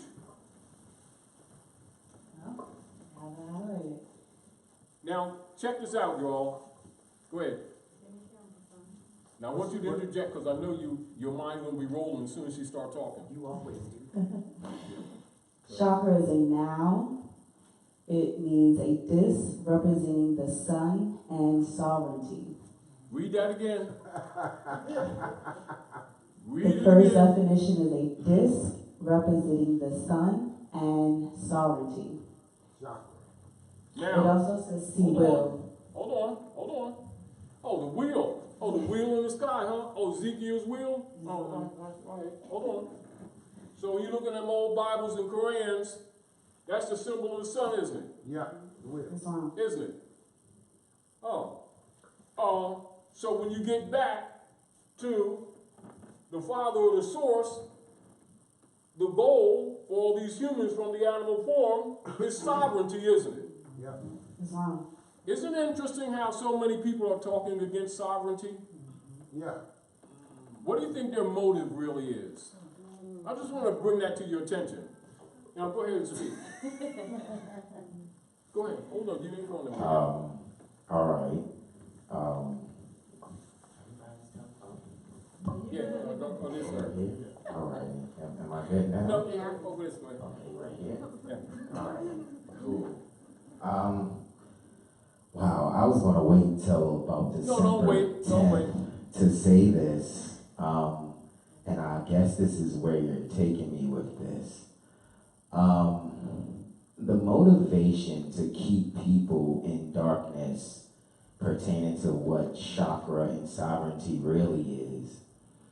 Oh my God, I can't believe I'm about to say this. Okay, because I was going to wait till after Mercury retrograde was out of the shadow around the 10th of December. But this is what I'll say. I'll just share it because I've been sharing it a lot already, privately. Don't justify it. Tell Okay. I'm going to say it. Their motivation is to keep you captive. The captive that you're being kept is, okay, I'm just going to say it plain. There them. is Thank you. captive insurance. Captive insurance is Bonnie and Clyde's insurance. They steal your shit, pardon, and then they get insurance to protect themselves from you coming to put a lien on their assets. So, when people pray for a position to war against their people by wanting to be a policy enforcer, they go through a system of accreditation called CALEA, CALEA, which accredits these people to war against you by being the arm for those that want you to stand as surety for their strange operations.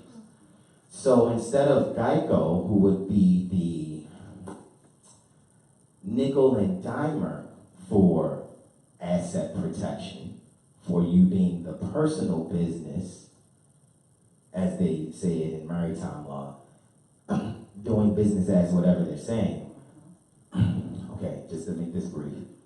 What is happening is there are groups of policy enforcers, fraternal order brothers, who will get, let's just say if you're talking, one I studied was South Carolina Captive Insurance Association. They'll get a group captive of 700,000 notes. If there's enough of us that come together, get 3 of those policies, that's 2.1 million, that if anyone wants to be a living being, and as Brother Mustafa said about the word fraud, make a report to the county auditor, who is a CFE, which is a certified fraud examiner. That's who you go to in the county to make a report or a claim, because everything is accounting. You've been given an example of that when you fill out these proclamations, because actually what you're doing with inside yourself, you're congressing. First, you're bookkeeping, you're gathering the information. After you bookkeep and you're clear on what you're doing, you make a financial statement. That's your public statement of who you are, what I am, this is my publication. From there, now you're going to manage those activities in which you publish. That's called managerial accounting. And then finally, you balance the books in what they call income tax accounting.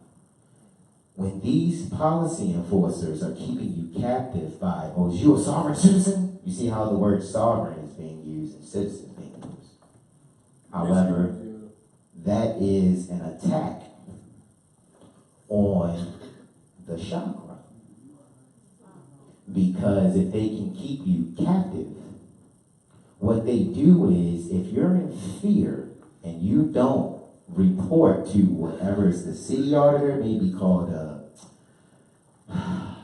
revenue commissioner, maybe called commissioner.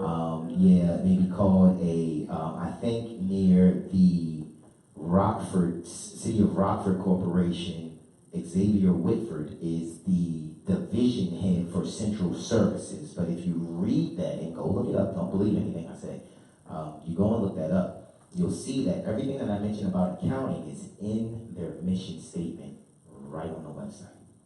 So if no one makes a claim, right? So let's say they got this policy. Okay, we've been warned against you. We've prayed, please, I want a position for 32 Federal Reserve notes plus a year to be a first or fifth degree Mason against these people that are stupid. They're undesirables. They don't know any better. They're idiots. So, but if we pay attention to one thing that they use, right? This is the funny part. They do this right in front of your face. They call it risk management. Yeah. Why are they managing risk? And isn't gambling against your religion?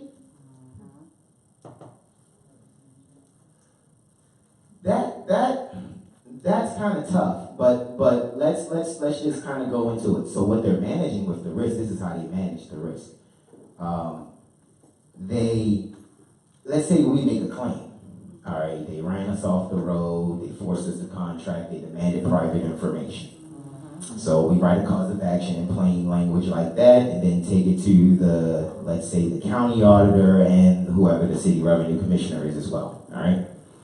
So now with that being said, now that we make a claim, they're going to hire a staff attorney to try to Jedi mind trick you into thinking you're doing wrong and you're not following the law. When you are the law. All right? You're the Fresh Prince. They're Jeffrey. All right? Because they're public servants. Hoping that you don't see the exit over there that's not lit. They can provide the exit, but they don't have to light it up. So a lot of the exit that people have been looking for is, how do we make a claim? And usually all businesses have some form of an auditor you can go to.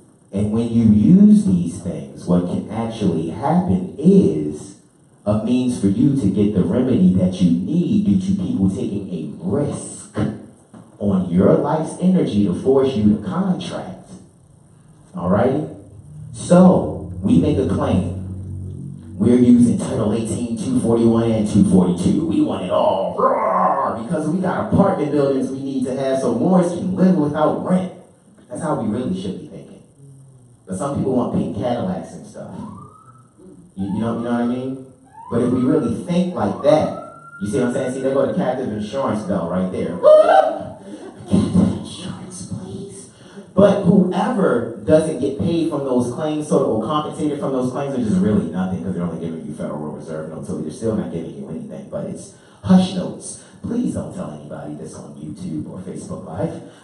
That's what it is. However, what is actually happening is that they get a tax break for all claims that haven't been, or all the finances that haven't been used. So if there's a 2.1 million policy, and we make a claim, and we only get $1 million, that over 1.5, they get the pocket and take their wife to Ruth Chris and the Poconos at a much lower tax, so-called penalty and stuff like that. You guys can look it up. Look up captive insurance. I mean, that's what it is. But that's what's going on. That's how they're robbing the estate continually. But it's the same shell game they've been doing for what? They're doing it, it's booty and prize. Yeah. Under maritime, admiralty, maritime law. You gotta define sovereignty.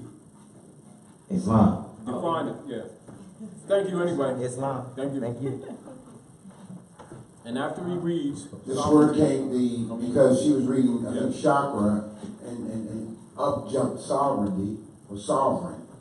A person, Black's Law, 5th, 1252 page. Sovereign, a person, a body, or state in which independent and supreme authority is vested. A chief ruler with supreme power. A king or other ruler with limited power. But you're sovereign if you have supreme power, supreme authority is vested in the sovereign. We're not a part of any sovereign citizens group. That's bogus. that's a oxymoron. Islam. But we are sovereign. And if you're sovereign, you have to act like you're sovereign. You gotta know what it is in the first place. Islam. So therefore, you must know what the Christ degree is. And for these people keep on seeking Christ, they're seeking sovereignty. And when it's saying that state in which independent or supreme authority is vested, is sovereign. Vested is fixed, accrued, settled, absolute, having character or given the right of absolute ownership. So isn't that closure? Absolutely. So how come they take people to closing with a mortgage and then they open it back up and steal their houses when it was closed? They lied, didn't they? Absolutely. Islam. So they cast them down from heaven, didn't they? You gotta see how this stuff works. They're working the dark side, Yes. but they're claiming to be angels of the light.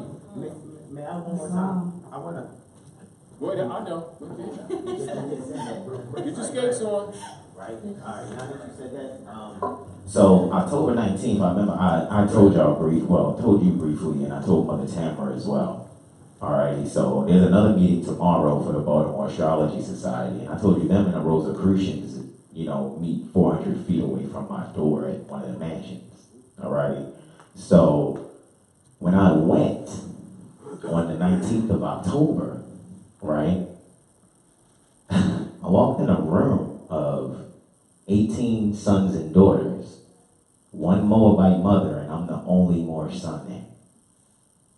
And the topic was, it was a workshop, the 8 phases of the moon. Every one of our Albion sons and daughters was like,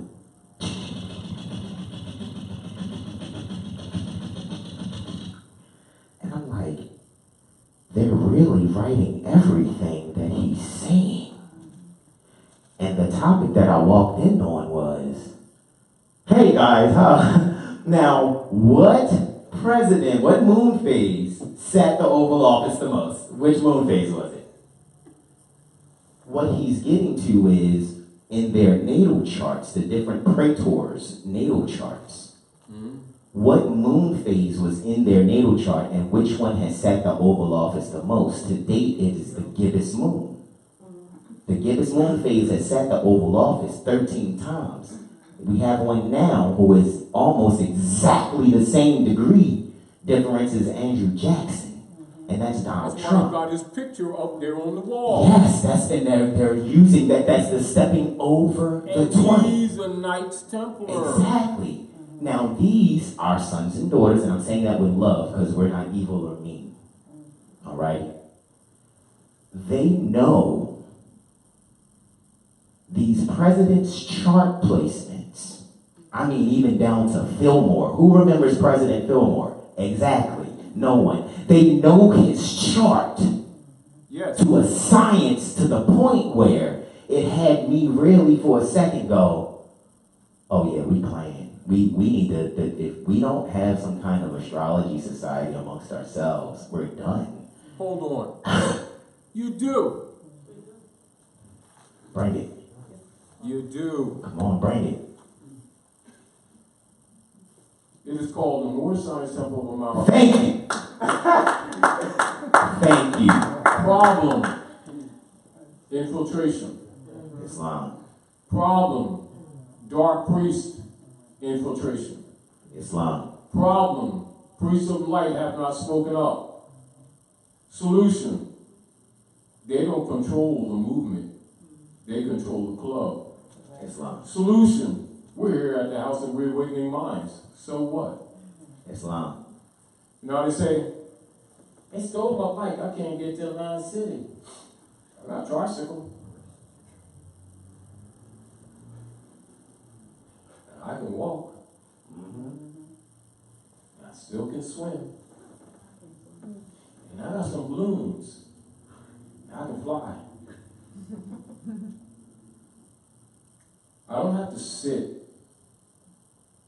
behind the cage. I can't open the gate. No big deal. Look up. Period. How about that? travel. That's how you work it. So if you're not seeing one way, you're never blocked. You just believe that you were. Islam. Beliefs are chained. Dump them, and you're liberated. Yes. Islam. Islam. It's that simple. But they trusted them, didn't they? Yes. They breached their trust, didn't they? Yes. So, does that stop you when all sovereign rights revert back to the people? Through the constitution of man in nature? Thus, nature's law, nature's God, the great circle, outside of that house. They can't own that. It's a birthright. Thank you very much. Oh, anyway, if you have anything that you want to, go ahead. Now, keep it in mind. What word are you reading? Sanskrit. Chakra. All right. Now go again, because I want you to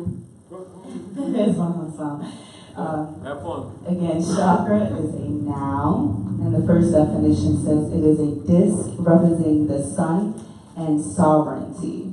The second definition states that it is a sharp, circular missile weapon carried as an attribute by Vishnu. Also, such a weapon actually used by the sheiks. Taj, do you care to elaborate? Now keep this in mind. When they hung Jesus on the cross, what did they do? They pierced his side just beneath the heart to let the blood out, to make sure that he was dead, but they thought they killed him. That was their intention. That's their belief. But he rose again, didn't he? Islam. So when you see George Washington close the lodge at Broad Street, at Shaka Moxon, where we're going tomorrow, he closed the lodge like this. Whoa. They thought Hiram was dead, but he wasn't.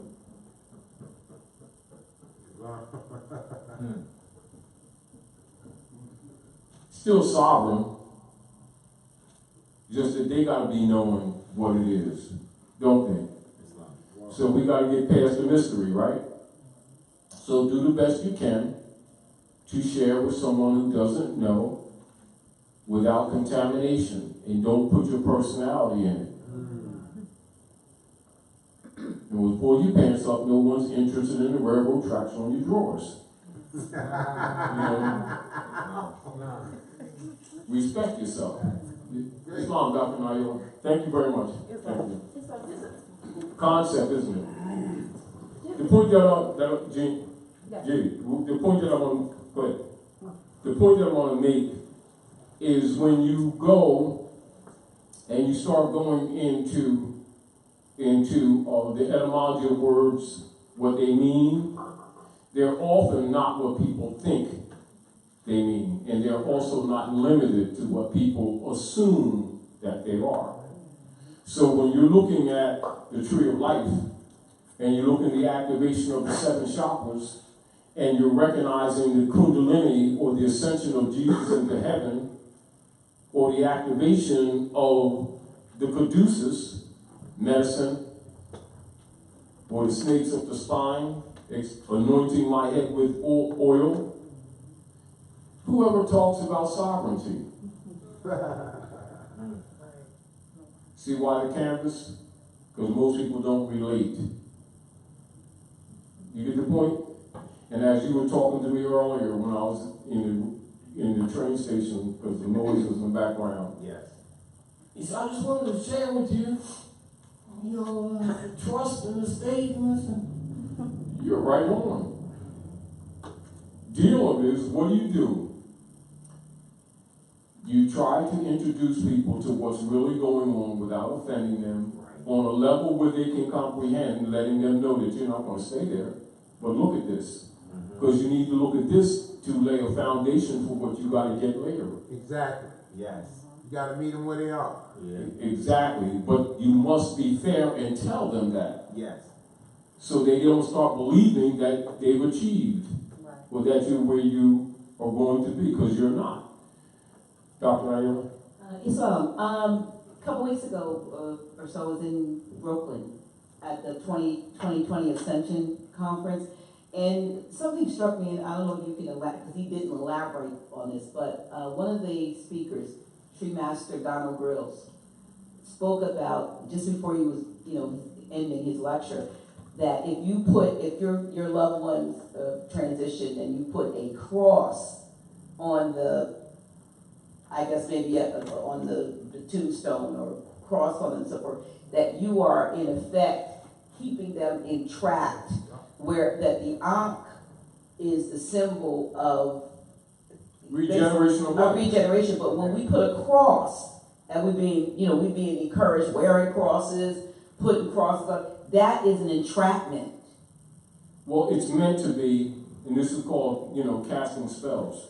So you're saying what Now, was the intention in the cross? Okay. Yeah, the intention. Now, but also comprehension.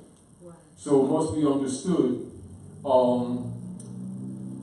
If you're looking at it from a metaphysical, symbolizing entrapping them in the carnal realm, that the spirit doesn't leave the body.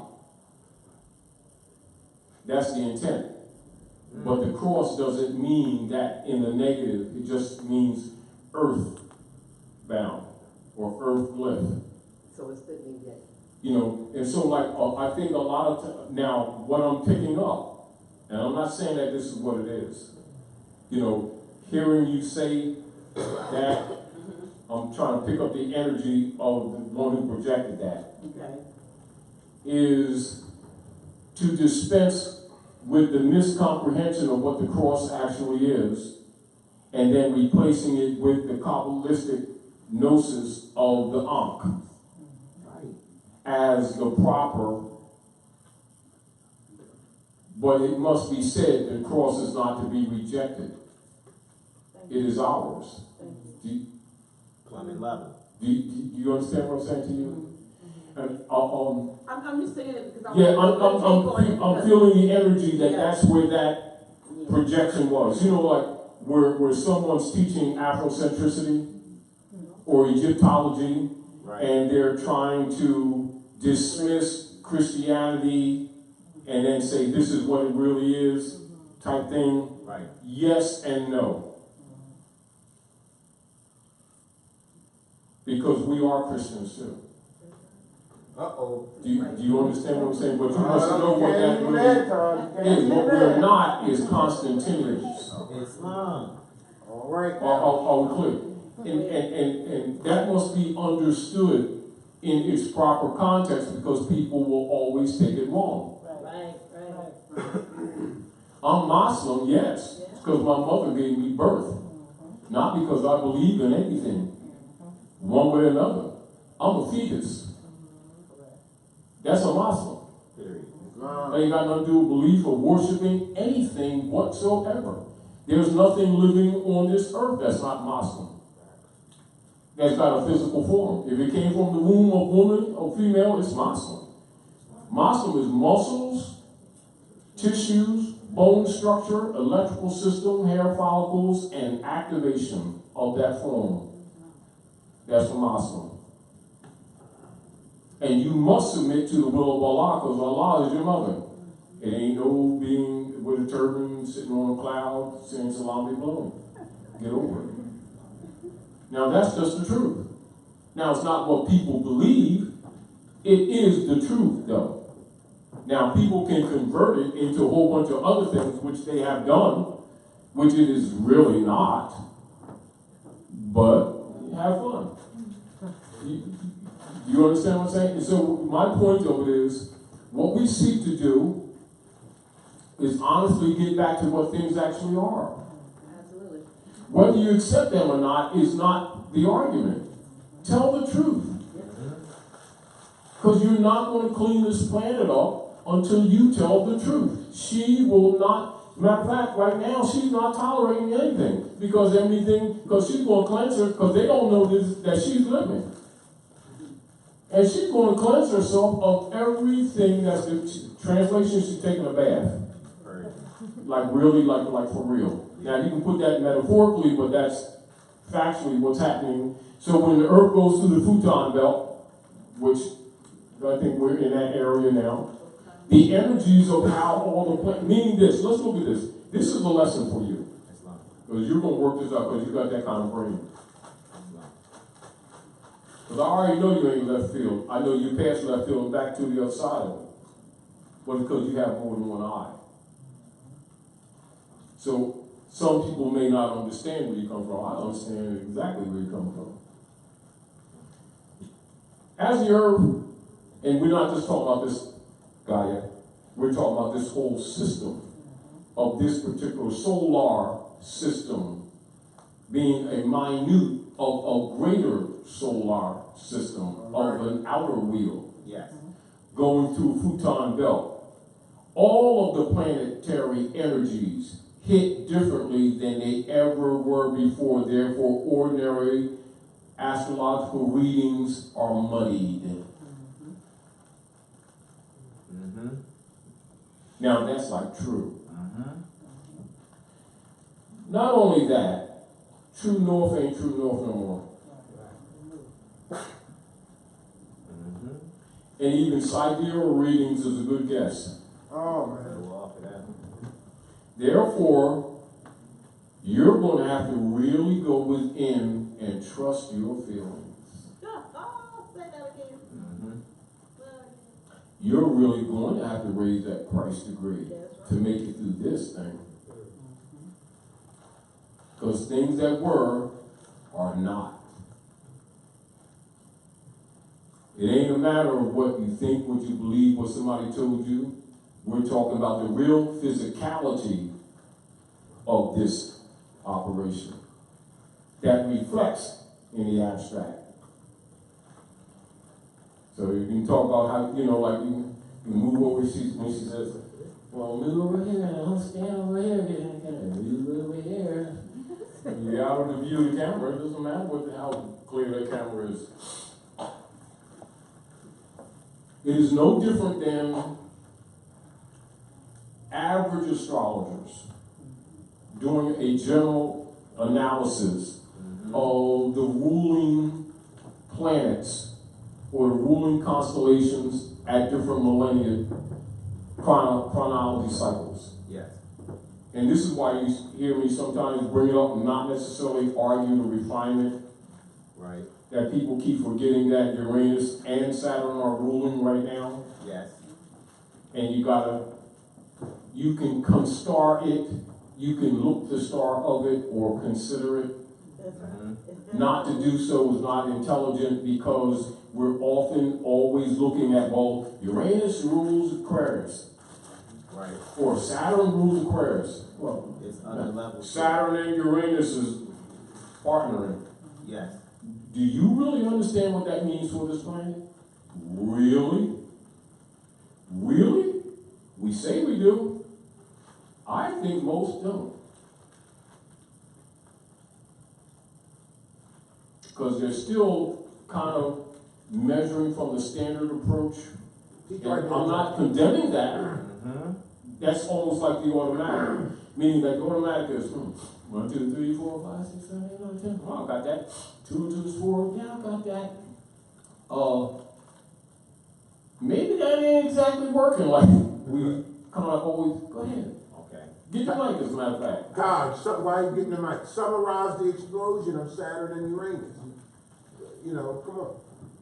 You gotta look at this. When people are looking at the ruling planets, or what they like to call the lords in the heavens, or the wise men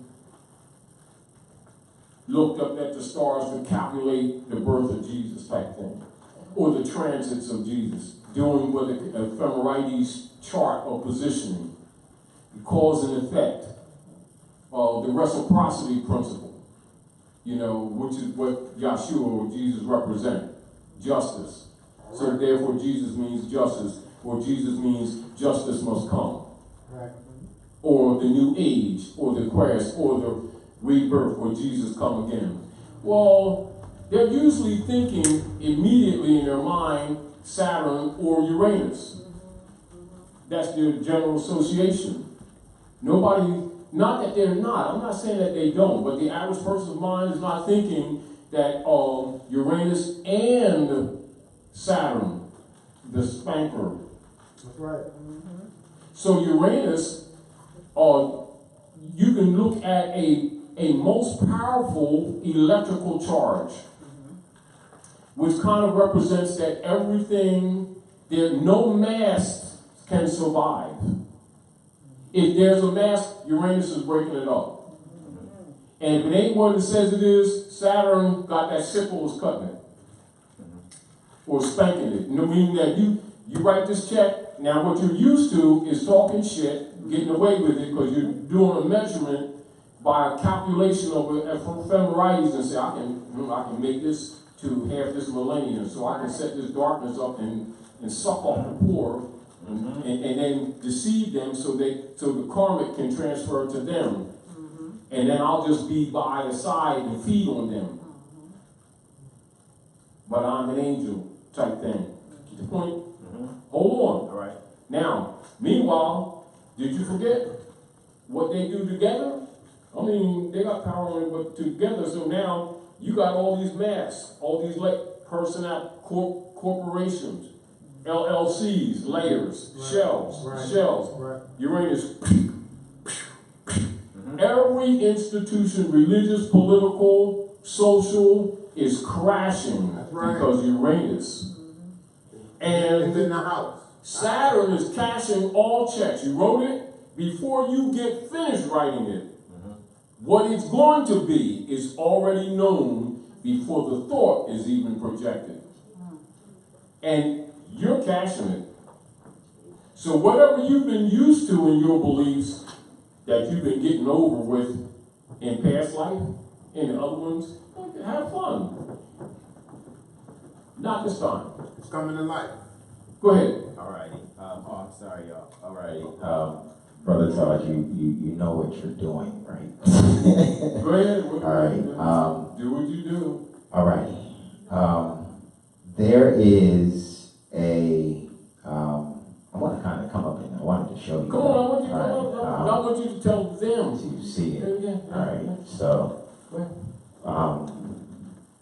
you know, I'll speak on the surface first as far as your time is short. All right. Go straight to it. All right. Uranus is appearing to transit, psychologically speaking, in the tropic, appearing to transit Taurus right now. So that's why people are having a sudden change with finances. That's on the surface. However, if you look at it metaphysically, it's Moses coming off of the mount with his two eyes, new apple tablets. Right? He's got these new apple tablets and he's coming off the mountain, right? Talking to the burning bush. And now he sees the people worshiping Merrill Lynch. That's the bull. That's Taurus. So there's a change in that, a sudden change. So you got Bitcoin, you got, economies like in China having gold, but everything is done through QR code on your phone. If you want to look up the documentary New Money by Dr. Steve Sugarrood. All right. Some of the stuff you sent me of Max Kaiser, the Kaiser report, like, you guys look at that. Now, my point. When Brother Taj, when you spoke on what does Uranus and Saturn really mean, okay, there is a theosophical society for those that love the Blavatsky-ness, such as myself, where you're into ascended masters like Master Serapis Bey and all these like Cthulhu and all these different, ascended masters that have given us great things. There's a son of ours, William Meader, of the Theosophical Society. I actually write these lectures down. What really is astrology is Prophet Noble Ali is an esoteric astrologer. Esotericism is you evolving your soul. The story of Hercules, just real quick. Yes. You're beating the nine-headed Hydra with unconventional ways. You can't use the arrow of aspiration is going to wake it up. That's Sagittarius. So that's Jupiter right there, which is going to go invisible for exactly 60 days. So, you know, when a planet is invisible or in council with the sun because we can't see it in the sky, And people forget because it's being purified. oh yeah. However, Saturn is going to be combust too, or invisible too. So those energies, a lot of people that they felt with expansion and discipline, it's going to be a lot of apparent confusion. But what's being said and what you're saying is, it's about esoteric. So even if you're somebody out there, sun sign, who's brave enough, Pisces, okay, Libra, right? Okay, so what rules normally, as Brother Todd said, on the surface, what rules you? What planet? Sagittarius. Well, hold on. Planet for Pisces, Neptune. Neptune, right? That's in the contemporary, but in the ancient, Jupiter. All right. Now, those are called dispositors. A dispositor is, hey man, pass this out real quick. Thank you, pass it out to everybody. Dispose of this to everyone. Okay, that's what a dispositor does. So Neptune is the dispositor for the magi within. That's your imagination, that's Pisces, all right? Yes. So that's the dispositor. However, Pisces' esoteric ruler, if I'm not mistaken, Pisces' esoteric ruler is Pluto. So that means the reason why your esoteric ruler would be Pluto is because Pisces is the saving force. It may give too much and be victimized by one's own heart. So one must, bring up the shadow in society in service to dealing with that shadow. That's what you was just speaking on. All right? So even in astrology, when we're dealing with the surface, when you get into astrology, you should be dealing with mind, tropic, body, sidereal. Depends on the Ayanamsha. A Bradley Fagan Ayanamsha is this, 25.4 degrees. In other words, wherever the equatorial plane intersects with the ecliptic plane, that is 0 degrees Aries according to the zodiac for the Earth, Persean Bay. Yes.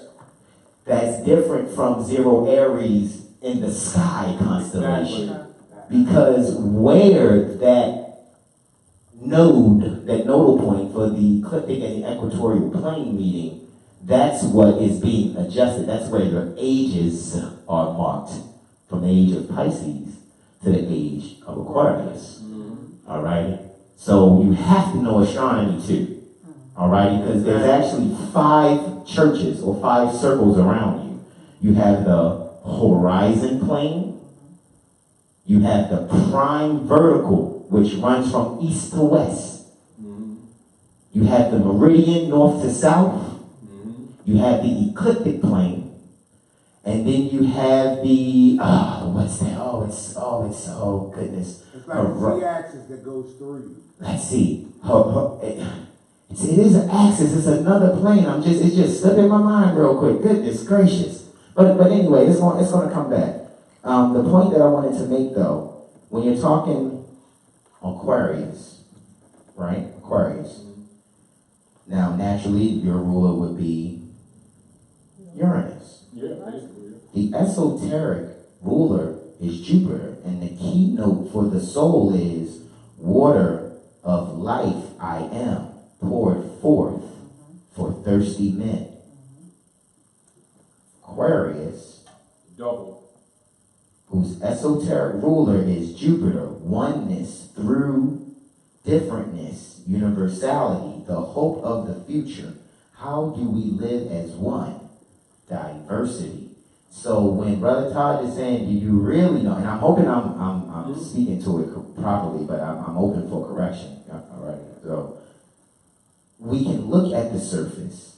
And yes, these surface things are and can be looked at as muddy, but the reason why it's muddy because the truth isn't being told that you're looking just at the dispositor. Yes. So, Mother Nyla, you got Sun in Pisces, right? Let's say, just hypothetically speaking, it would be the Sun in Pisces in the first house, right? So let's just say, On the surface. right, on the surface. So let's just say, the ascendant is on Pisces too. So you got the Sun and ascendant there, right?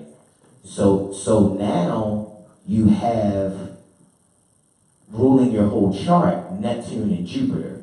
So you're dealing with higher mind, foreign education, things of these nature on the surface. However, esoterically speaking, what I mean by esoterically speaking, having your higher mind rule the slave, which is your body. So the reason we even do physical things on the earth, there. okay. Therefore, that's awareness. Yes. That refinement of looking beyond the surface is having a greater comprehension of the higher self, Yes. distinguished from the lower self. Although there's a connection, there's a transit between a consciousness of where you are along the path, so that you can make conscious decisions, left, right, up or down or around, truly where you are, astronomically, Yes. i.e. politically, to make a rational decision of how you guide this physical body while you're transiting. Yes. Good. So, with that being said, you're always evolving. So, when we do get astrology readings or know these different things, really at the root of it all, what is to really be gained is you knowing how to read these things yourself, because you are the zodiac. So what's transiting above is transiting below. As above, so below, hex alpha. Right. That's what Solomon's shield actually represents. Problem that we have is, now also when you're dealing with, say, the energy balancers on this planet as an example, if you were to go above this planet and look down at the poles, you would see hex alpha. Literally. Literally. So you're actually looking at nature. Right. However, it's within. It's not without. Now, key. The issue of the good or the God within, or I am that I am, is what you must project and reach to, what you're seeking. The art of the demons of outside God projections is what we have to defeat. Humanity is pretty much guided by the outside God projections. Yes. And therefore, their beliefs are really the, how do you say, the abode of the devil. Yes. Yes. You know, and what they think they're going to heaven. And so how do you pull them back? How do you get them back? Okay, so when, Oh, sorry. Your question. But I'm just saying, that's what your work is. Yes. That's my point. Yes. So all the angles that we're looking at, we must look at them and try to purify our relationship to them, whereas we can try to share it without being selfish, without being judgmental, Right. which is difficult because you have this. Yes. Yeah. And so that's your personal battle.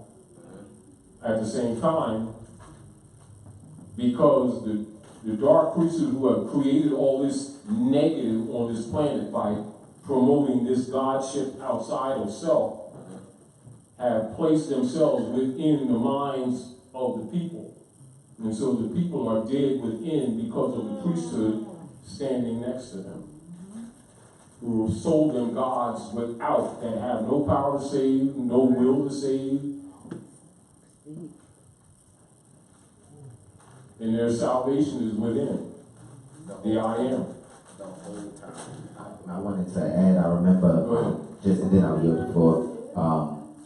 I remember when Brother Hannibal had shared in his Moorish Magi lesson, Mm-hmm. and I took advantage of going outside on November the 1st Mm-hmm. It is so real. Yeah. Mm-hmm. It is so real. Mm-hmm. And people really grasping the astrology and really working on your soul evolution will do you so much more. You will feel a huge weight come off of you. You know what I mean? Because It's also called shadow work. yes. Now, I for yield. those of you who know, this is why you're giving this like this.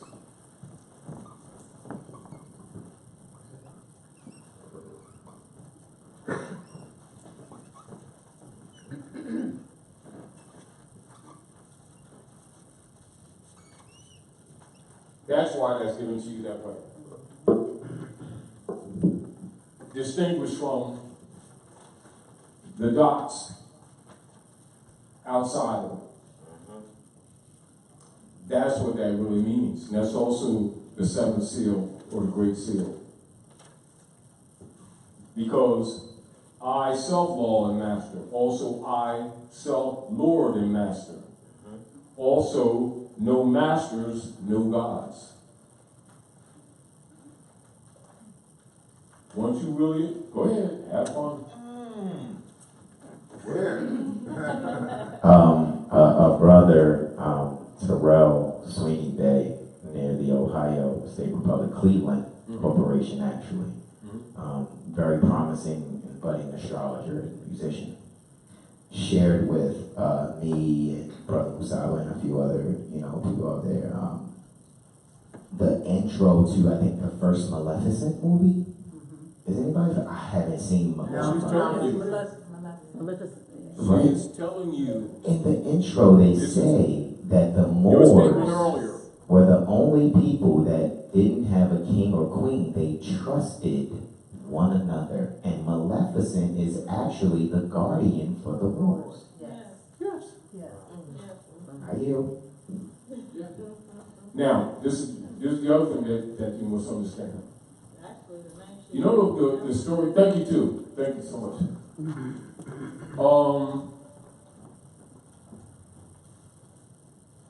This is the answer to your question, because this is a concept that I know a lot of people have problems with. Looking at the natural split for experience that woman has done by creating us, her sons, for her experience, and the Y chromosome principle, and the concept that therefore much of the negative that you see would be coming from the male principle, and therefore some who examine the human experience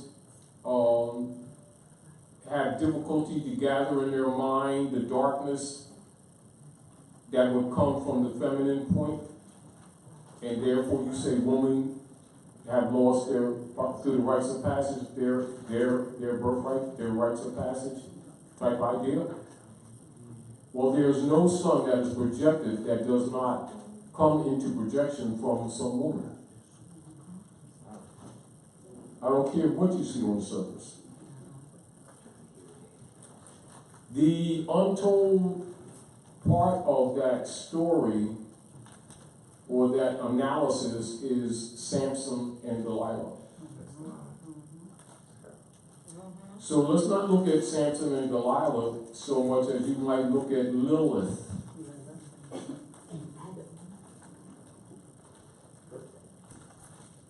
And it's not that you haven't been told.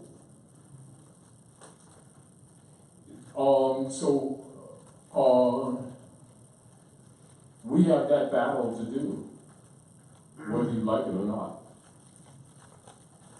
You know, it's what it is. But on another level, Lilith, the glyph, go ahead. the glyph Lilith. No, just start. Don't ask me no questions, start talking. You got the mic. You got the floor. I want you to expand. No, you got the floor. I want you to expand. There's a glyph Mm-hmm. in the zodiac Yeah. called Lilith. Yeah, I know. I'm not talking about that. Okay, I wanted to be I'm made talking about the feminine representation Eve. in the Septuaginta. And people don't talk about Lilith. There's some, Over. I'm sorry, there is some correlation though. Oh, of course there is. Give them a mic. I'm the dog talk. I'm trying to get you all to work this stuff. They want to hear from you, Taj. You know, come on.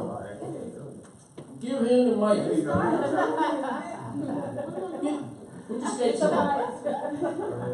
There you go, Doc. Alright, just brief. I hear me talk. Briefly, the mythology of Lilith is, okay, astronomically, pardon me? Myth. I'm going to say I the know. story that they say, because I'm going off I'll of, say this, myth ain't even what you think it is. right, I wanted to, you said meet them where they're at, right? Well, look, have fun. Right.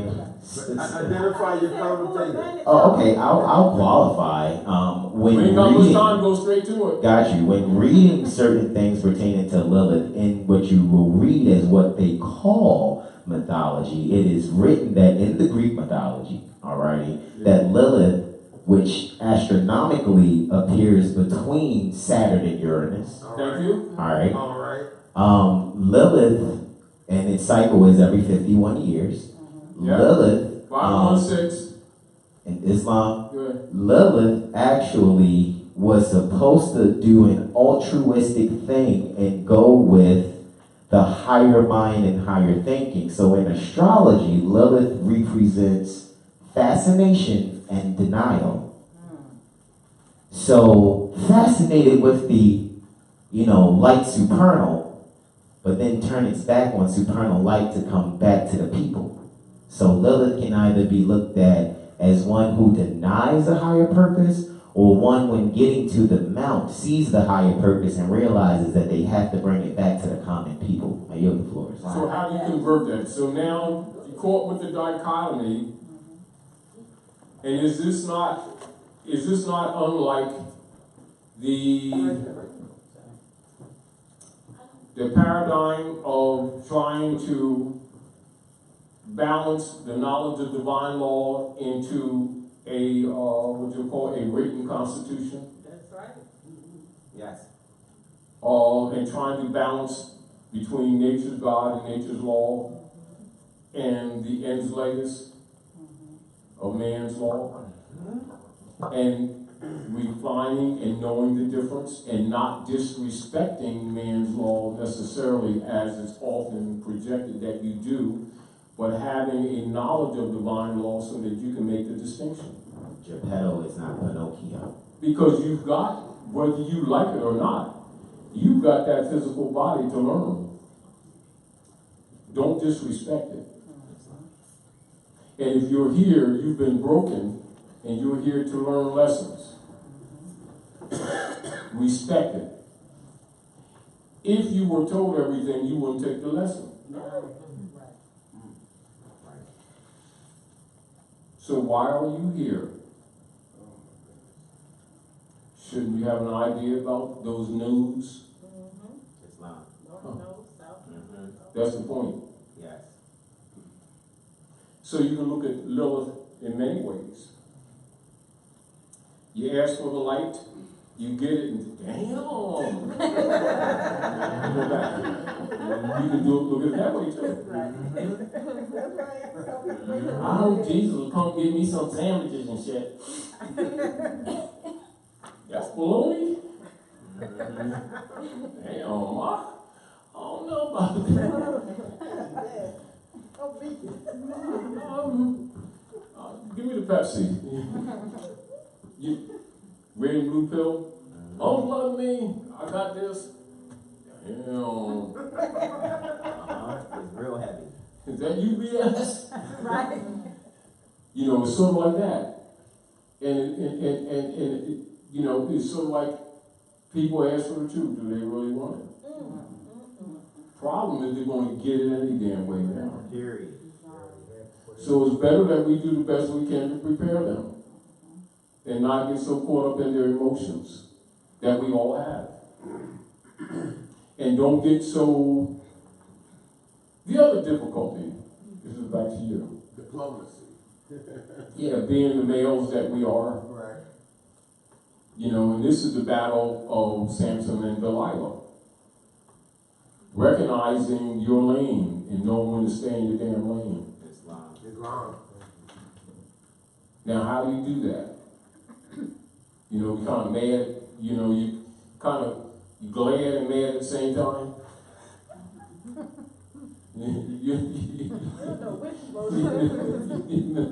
You know, like punching, you better act like get back in the cage, boy. You know, type thing. That's what Samson represents, you know. And you know, you chilling out, having Kool-Aid and stuff, and she cutting your hair off. Lilith. Your strength.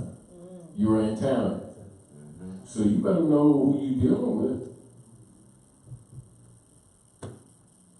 And this is kind of difficult, because you also assume the mystery, you know, the mystery of, oh, she's naive. You keep thinking that. Oh, I got muscles, I can be her. Keep messing around. She made you. What made you think that you're going to overcome your maker? You better learn to harmonize. But it's better to know who you are, what you are, why you are, and why she brought you here. And respect that. And know that no man has greater power than you have. And don't submit. Develop your own higher self. Do your shadow work. And stop trying to shortcut with magic. Islam. Speaking of magic. You understand what I'm saying? Speaking of magic, I got word that the Magi himself, Dr. Hannibal Bay, will be joining us on the Erudition Tour with Taj Tariq Bey tomorrow in Shakamaksim. So it's at 12 p.m. Where is the Masonic Temple in Philadelphia, Shakamaksim. It's Center City, City Hall. And the meeting area is 1 North Broad Street. So come on with your terms and feds if you got them. And let's have a good time. We're going into the Masonic Temple, and your guide will be Taj Tariq Bey. And I don't know if you had the opportunity to see Taj Tariq Bey do his thing on the tour, pointing out signs and symbols. And then Dr. Hannibal's there, and it's just a wrap. So you're in for a good time, you're in for a fun time, you're in for a time of erudition, not education. Erudition, and we want to invite everyone. We got people coming from a long way. So we meet at 12, we handle the business, 30 private commercial paper units. We have to take care of the lodge, and we're doing something for Grand Sheik Taj Tariq Bey. Just showing some love. That's the whole purpose. And we come in there and we get some erudition as well. I've done this a number of times, and I feel very confident in saying you're gonna have a great time. So we go into the Masonic Temple, and then the Grand Sheik leads us on a little walk to City Hall and point out incredible things that are hidden in plain sight. In your face. In your face. That confirms beyond a shadow of a doubt. Sometimes you see it and you say, well, why are these people still walking around here calling themselves black? They don't see this? I didn't know it was 1.5 million of us here, there in Shakamaksim times. But anyway, guys, we want to support. We want to support Grand Sheik. We support House of Awakening Minds. And the sponsor for us is Our Voices, so I'm excited about that. But it's for your erudition and us to show some love to Taj. That's it. Islam. Islam. Islam. Anyway, I want to thank Mustafa for doing a lot of work in the background, because you already know I'm busy most of the time. And, but I do look forward to most of you and others, you know, think for yourselves, you know, and respect yourselves, you know, and get things done. They're really not for us, it's for the generations to come. And for the ones who are now who choose to, though most of them probably won't be sacrificed by their own will. You know, my position is give the children a chance. You know, because I think this is personal.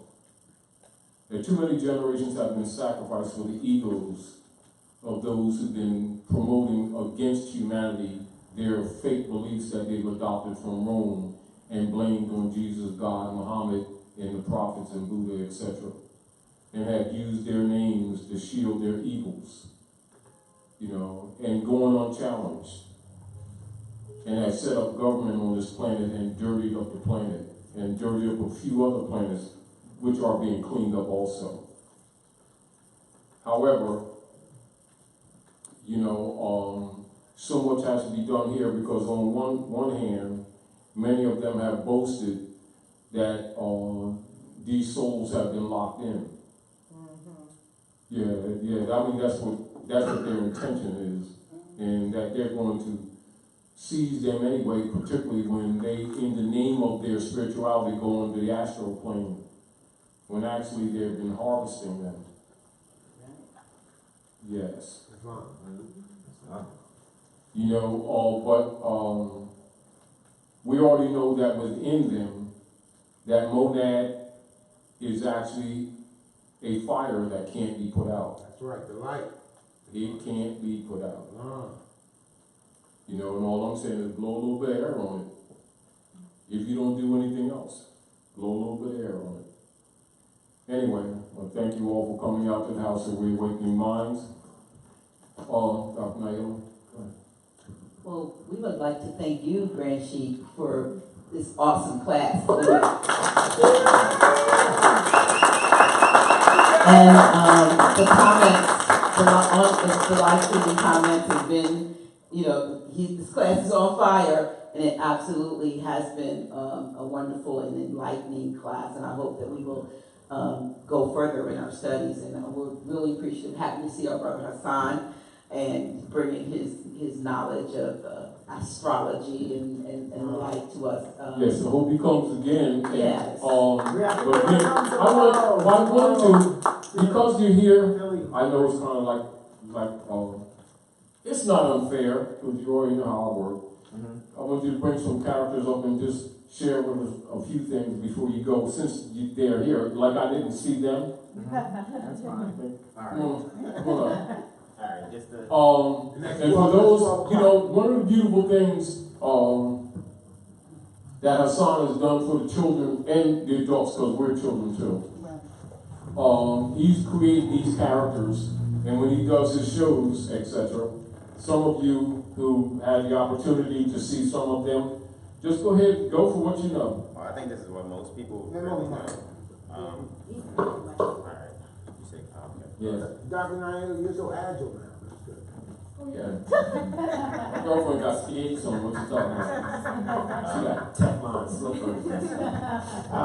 When we were the end of 2017, we were going over, I think it was 6 classes straight we did.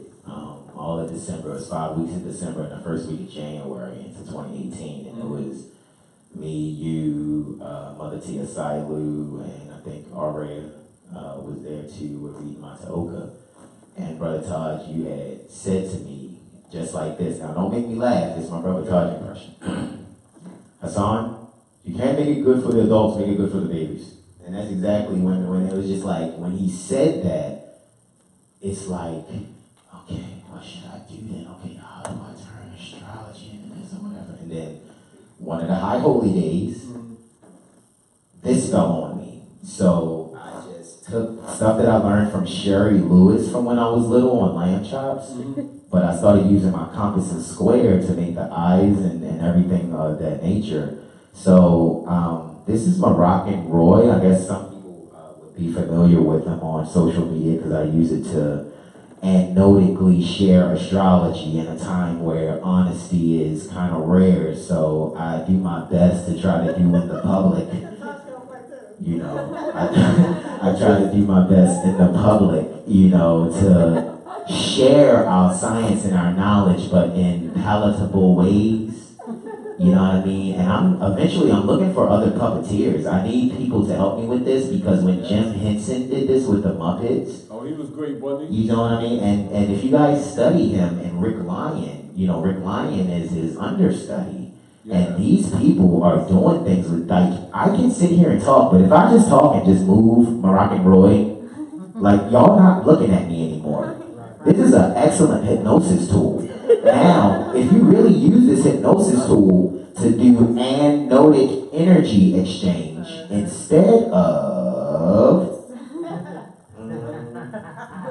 you see what's happening? It's a Pisces covering on my Gemini. Yes. Do you see what I'm saying? It's a Pisces covering, that's the foot, on my hand. So anyway, Astrology Street is on YouTube, alright? You guys can look up Astrology Street with Brother Hassan. I'm sorry, what? Did Nicki Minaj use your stuff? Okay, so yes, and I'll explain this. When I dropped Astrology Street, Leo of 2018 is when I dropped Astrology Yes. Street. And went really hard for the first cycle. Yes. Second cycle, I'm just kind of doing different things. That's why I keep promising y'all the tour cycle. But when I first dropped it, I did a reading before that on Remy Martin Remy Ma and Nicki Minaj because I wanted to see. I'm like, okay, why are they doing this beef thing? Long story short, let's do it with my brother. Long story short, right? What happened was Hassan had sent a video of me to Nicki Minaj and a whole bunch of other people. Yeah. So, what happened was, a month later, she had a video that spoke about Barbie dreams. And if you look in the beginning of that video of Barbie dreams, everybody knows that Moroccan Roy goes, yay, yeah! Alright?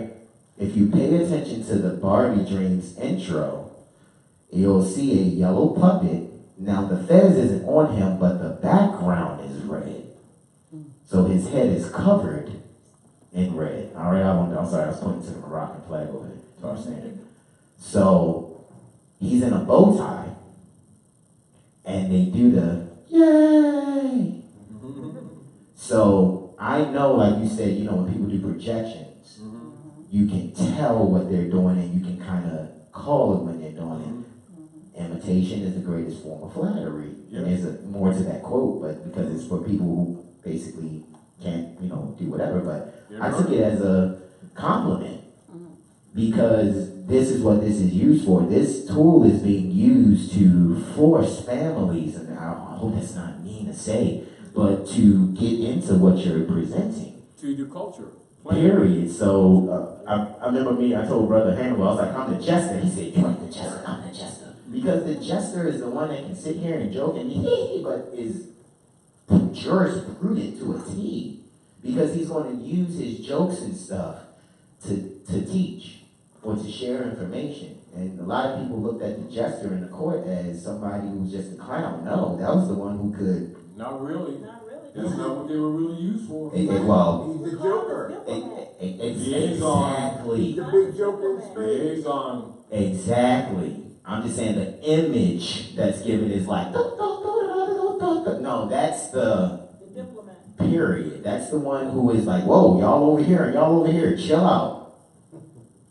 I'm just going to be the guy to be able to make sure you guys don't, he's the clearinghouse, is what they would call it now. Yeah.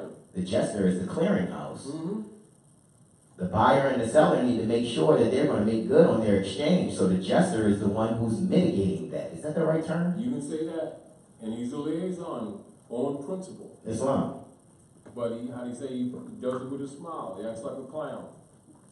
Does it with humor. In other words, he keeps everybody, keeps the anger down. Yes. The unreasonableness out of the way. And reminds you of your obligations to treaty? Yes. That's fine, I yield. Okay, well, so you guys want to subscribe on YouTube? It's Astrology Street with Brother Hassan. So this is Moroccan Roy here, and Brother Taj had posted Israel on there, and I've been going to like different events and workshops, taking I've produced literature, so there's like blocks, astrology blocks, and people are like, oh, why do you make them out of wood? And now I see people have blocks with wood, so I figured if you could teach children origami at the same time, teach them astrology, and you can actually collapse those two and put them away. So they're actual flashcards that can be constructed as cubes and then collapse and put away for later learning. There's also an astrology coloring book that I've produced as well. But all this is, not to, just, oh, this is for me, and it's like, I literally almost give this stuff away. It's people, give what they can give, but I literally try to give away more than I actually get from you guys, because at the end of the day, if we all know astrology, oh man, you can really move some stuff. Say that again? I said we know ourselves. Indeed, you know what I'm saying? That when you, man, know thyself and thy father God Allah, that's an astrological statement. It's a statement, yeah. And with these lessons, you can get your house in order. That's right. Yes. Astrological statement. And we'll move this mountain. Islam. The half has not been told. If I told you everything, you go back to sleep. Astrological statement. Islam. I yield the floor. I mean, is there anybody have any questions or anything? You on Facebook and YouTube? Well, yeah, this is on YouTube, on Facebook. I guess it's, Hassan Ghazi Obey on Facebook. But all I'm doing, honestly, guys, I'm doing everything that you guys see me doing on social media. Could you tell us what you do for the camera on YouTube? Okay, so what I do on YouTube, like I said, I teach astrology to... Oh, okay, I'm sorry, my apologies. Thank you.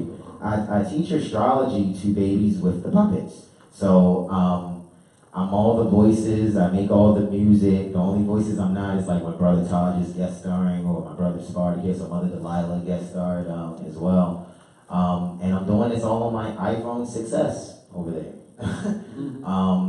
To the best of my ability, in a little studio setup, but I'm also, I train astrologers.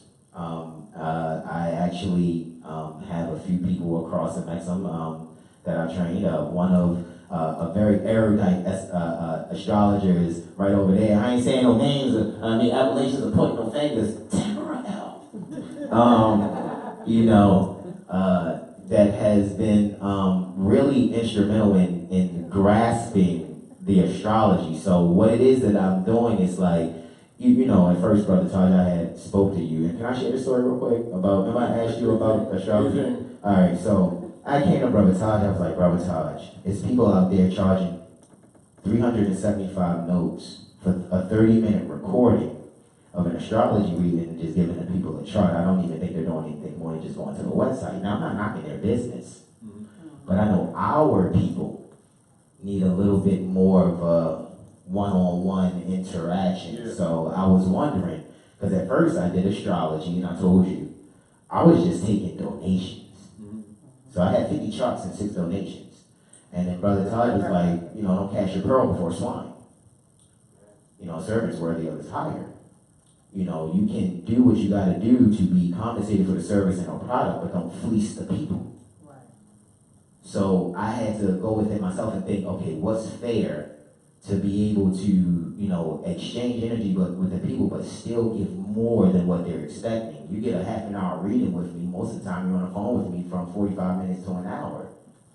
And I'm giving you more than what's promised, but I'm doing it since you said, Tamara, what it is that I do.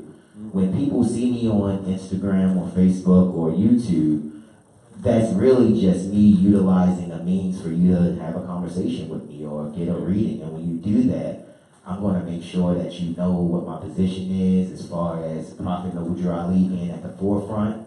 Under Prophet Noble Ali is be honor, be sincere intent, be love, be purity. Well, be pure heart, be sincere intent, be love, be honor. And as you said, it's kind of tough when you know the truth and then you looking at the people and it's like, man, I'm on the edge, but you got to walk through the midst of them anyway. You know what I mean? Yeah. And you want to throw him a life raft, you talking about the pen, so that's a Buddhist principle of loving in a detached fashion. Yes. So I just said all of that to say, what I do is I want to make sure that people just always can be able to read themselves. Like, you might not want to be an astrologer, just like you don't want to be an English major or a geometrician and teach geometry. However, you should know reading, writing, and arithmetic at least. Basics, yes. So that even if you can't get to an astrologer, you have the basics necessary to read yourself. Imagine every time you had to clean your nose or execute a pimple, you had to get somebody else to do it. Now, let's make this clear to a lot of people, and in particular a lot of people listening.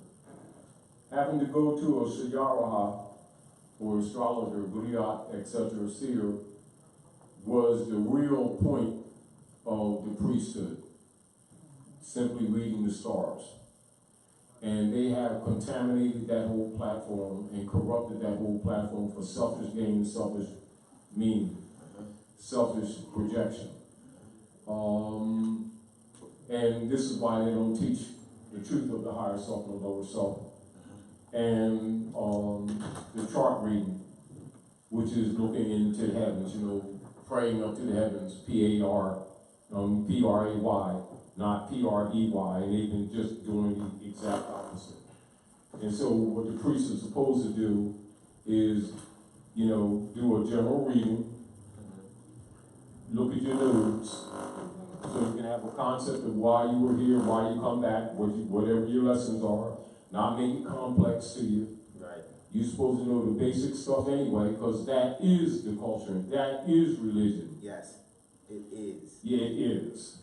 And the truth of the matter is, it's sort of like this. If you're looking at the makeup of the monad, you're looking at the being, you're looking at the Muslim, what the mother has made. You look at the strengths and you look at the weaknesses. You look at the map of the potentials. You look at that which is good, you polish it. You look at that which is weak, and that's where you put your concentration on. That's all. Keep it simple. That's what it is. In order to perfect the temple of the Lord. That's all it is. Yes. So sort of like if you're weak on this side, and you need to be more balanced, ambidextrous type thing. So you do some push-ups and you do a little bit more on this side to strengthen this one. That's how it is. Okay. Go ahead. Okay, I'll be open and honest then. Yeah. All right. So my South Node is in Sagittarius in the 5th house. So what that would say on the surface is there are many past lives that I've tarried the land, getting wisdom and information on my own, living like a monk. So now, since that's where the South Node is, as above, so below, the North Node is in Gemini, in the 11th house, which means I don't eat unless I teach everybody else how to eat. Yes. Y'all didn't get that. Okay. I'm gonna say the number because that's heavy. That's simple. Heavy. Simple for the average person. All right. Simple for the average person. All right. If you want to save yourself, the shortest path is to save someone else. And that's my destiny. The North Node is your destiny. South Node is your comfort zone. And then you look at the duality of the Gemini. And that's also a battle you look at while you're doing it. Because I have to do it within me first and teach my members within self first. It's the wedding, okay? There's a pyramid of glasses, and you take one champagne bottle and you fill that one cup at the top. And as it begins to pour over, it fills everything else below it. Yes. That's what you're to do with what Prophet Noble Ali brought us with astrology. I yield the floor. Yes. Anyway, thank you so much, Hassan. It's Mike. Thank you. Hassan, keep up the good work. Can I get the mic? Again, thank you for coming out to House of Reawakening Mind. Thank you, Tamara, for doing the production work in the back. A lot of times people don't see you, but we see you, we know you, we love you. Thank you all for coming. Those of you who are listening, support the House of Reawakening Mind because it's supporting you. Also want to say, Grand Chic, we will not have another live class here until the first Friday of December, but on next Friday, Sister Tamara and I, you can catch us live on Facebook and YouTube and press us. We haven't gotten to the point where we really need an audience in person, so don't trouble yourself to come out. But please support us. Please check us out and tune in and Cash App us and PayPal us and all that good stuff. But we will be back here. We get 2 weeks off. We do not do fifth Fridays. I think we have 5 Fridays. What y'all be talking about? We don't talk about y'all. No. We'll be talking about whatever, our divine creator puts on our collective mind. Oh, y'all want to talk about tea and all of that? Oh, no, we're heavier than that. We're deeper than that. Okay. But we'll be spilling the tea. No. And the interesting thing, as Hassan was saying earlier, and this is when we were coming back here in the car, and we were talking about one of your next books.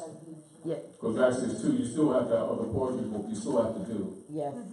And the structure when you were talking about rather than being linear, Right. around structure and linear, Right. it is more of a growing philosophy. Like this one. Yes. Because it really is, and this is back to it's kind of interesting when you say changing, yet not Evolving. Yeah. Maybe a better one. Yeah. And it's sort of like, because even what's new is old, Yes. truthfully. It's a cycle. Yeah. It's sort of like the future past. We talked about this being dynamic, like, the growth, the process being very dynamic.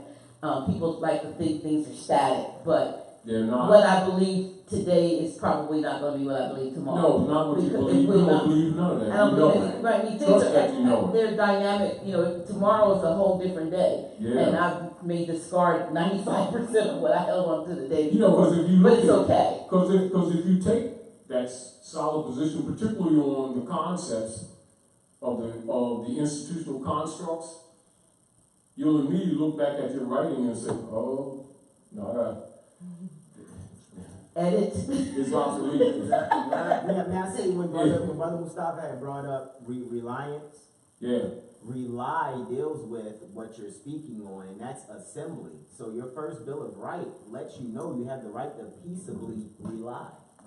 yeah.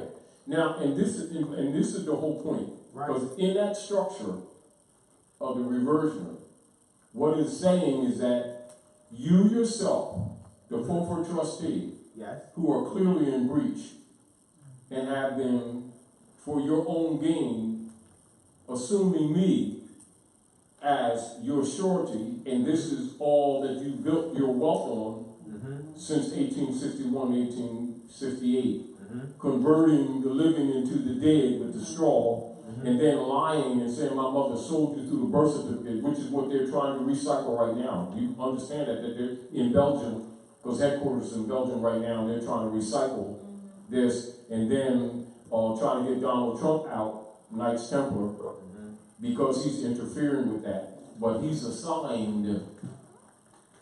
He is assigned. And this, whether he likes it or not, he's assigned and will do what he is here to do, whether he agrees to do it or whether he chooses. Better that he agree, meaning better that he does it willingly, but he is doing it. And so they're trying to get rid of him because he is taking the Piscean order of gods out. Right. Even though he's made man under their order, Exactly. which appears to be a contradiction.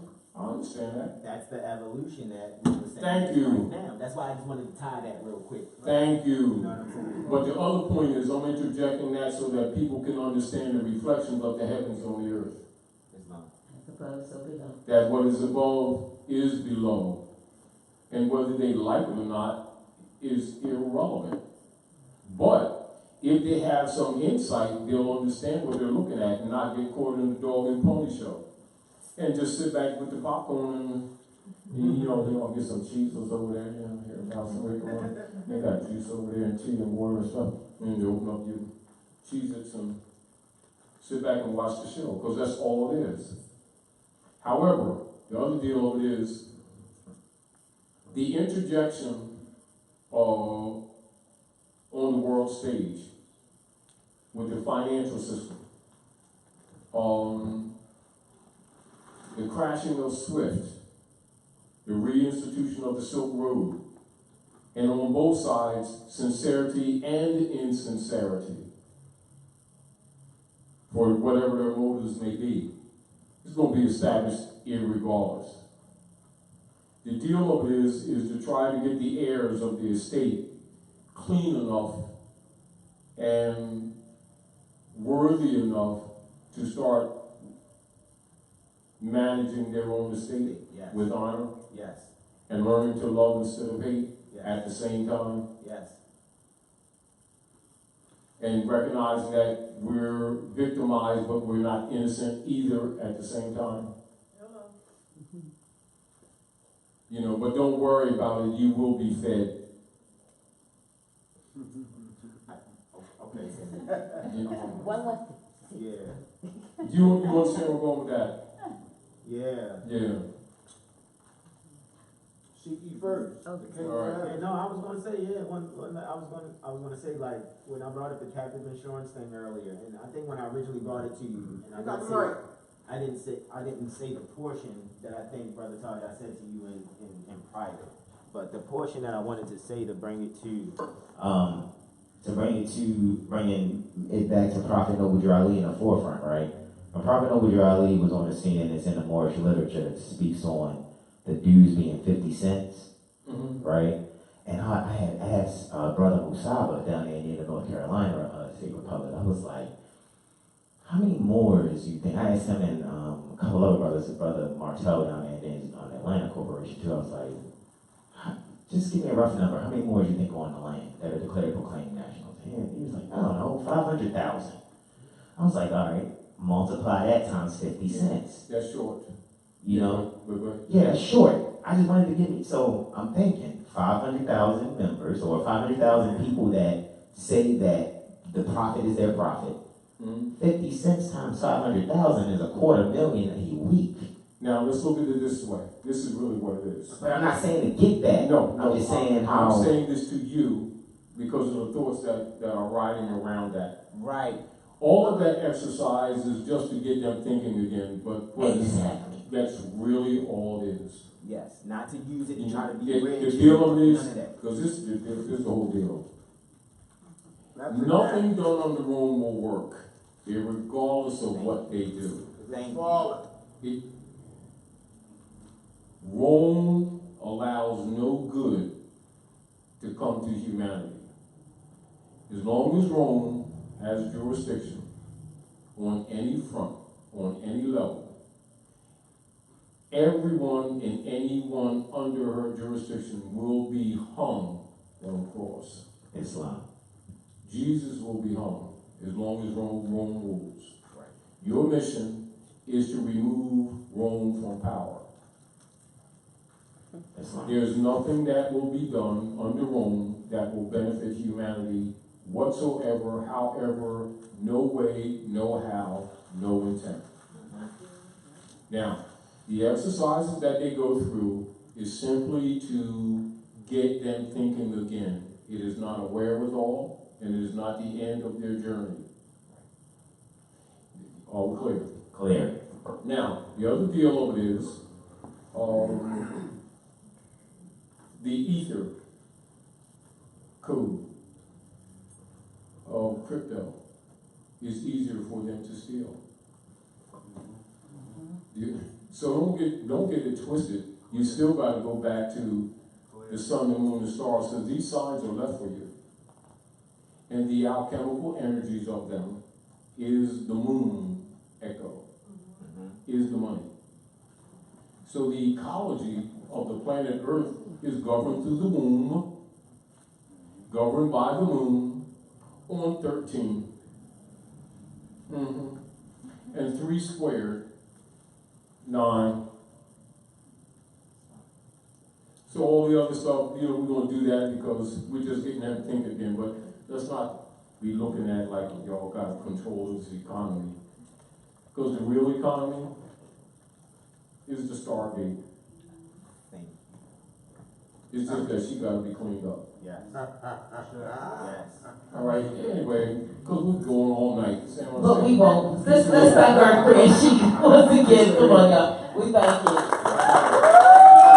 And we will, as you say, have Impress Us next Friday, but you don't have to come out. Just tune in.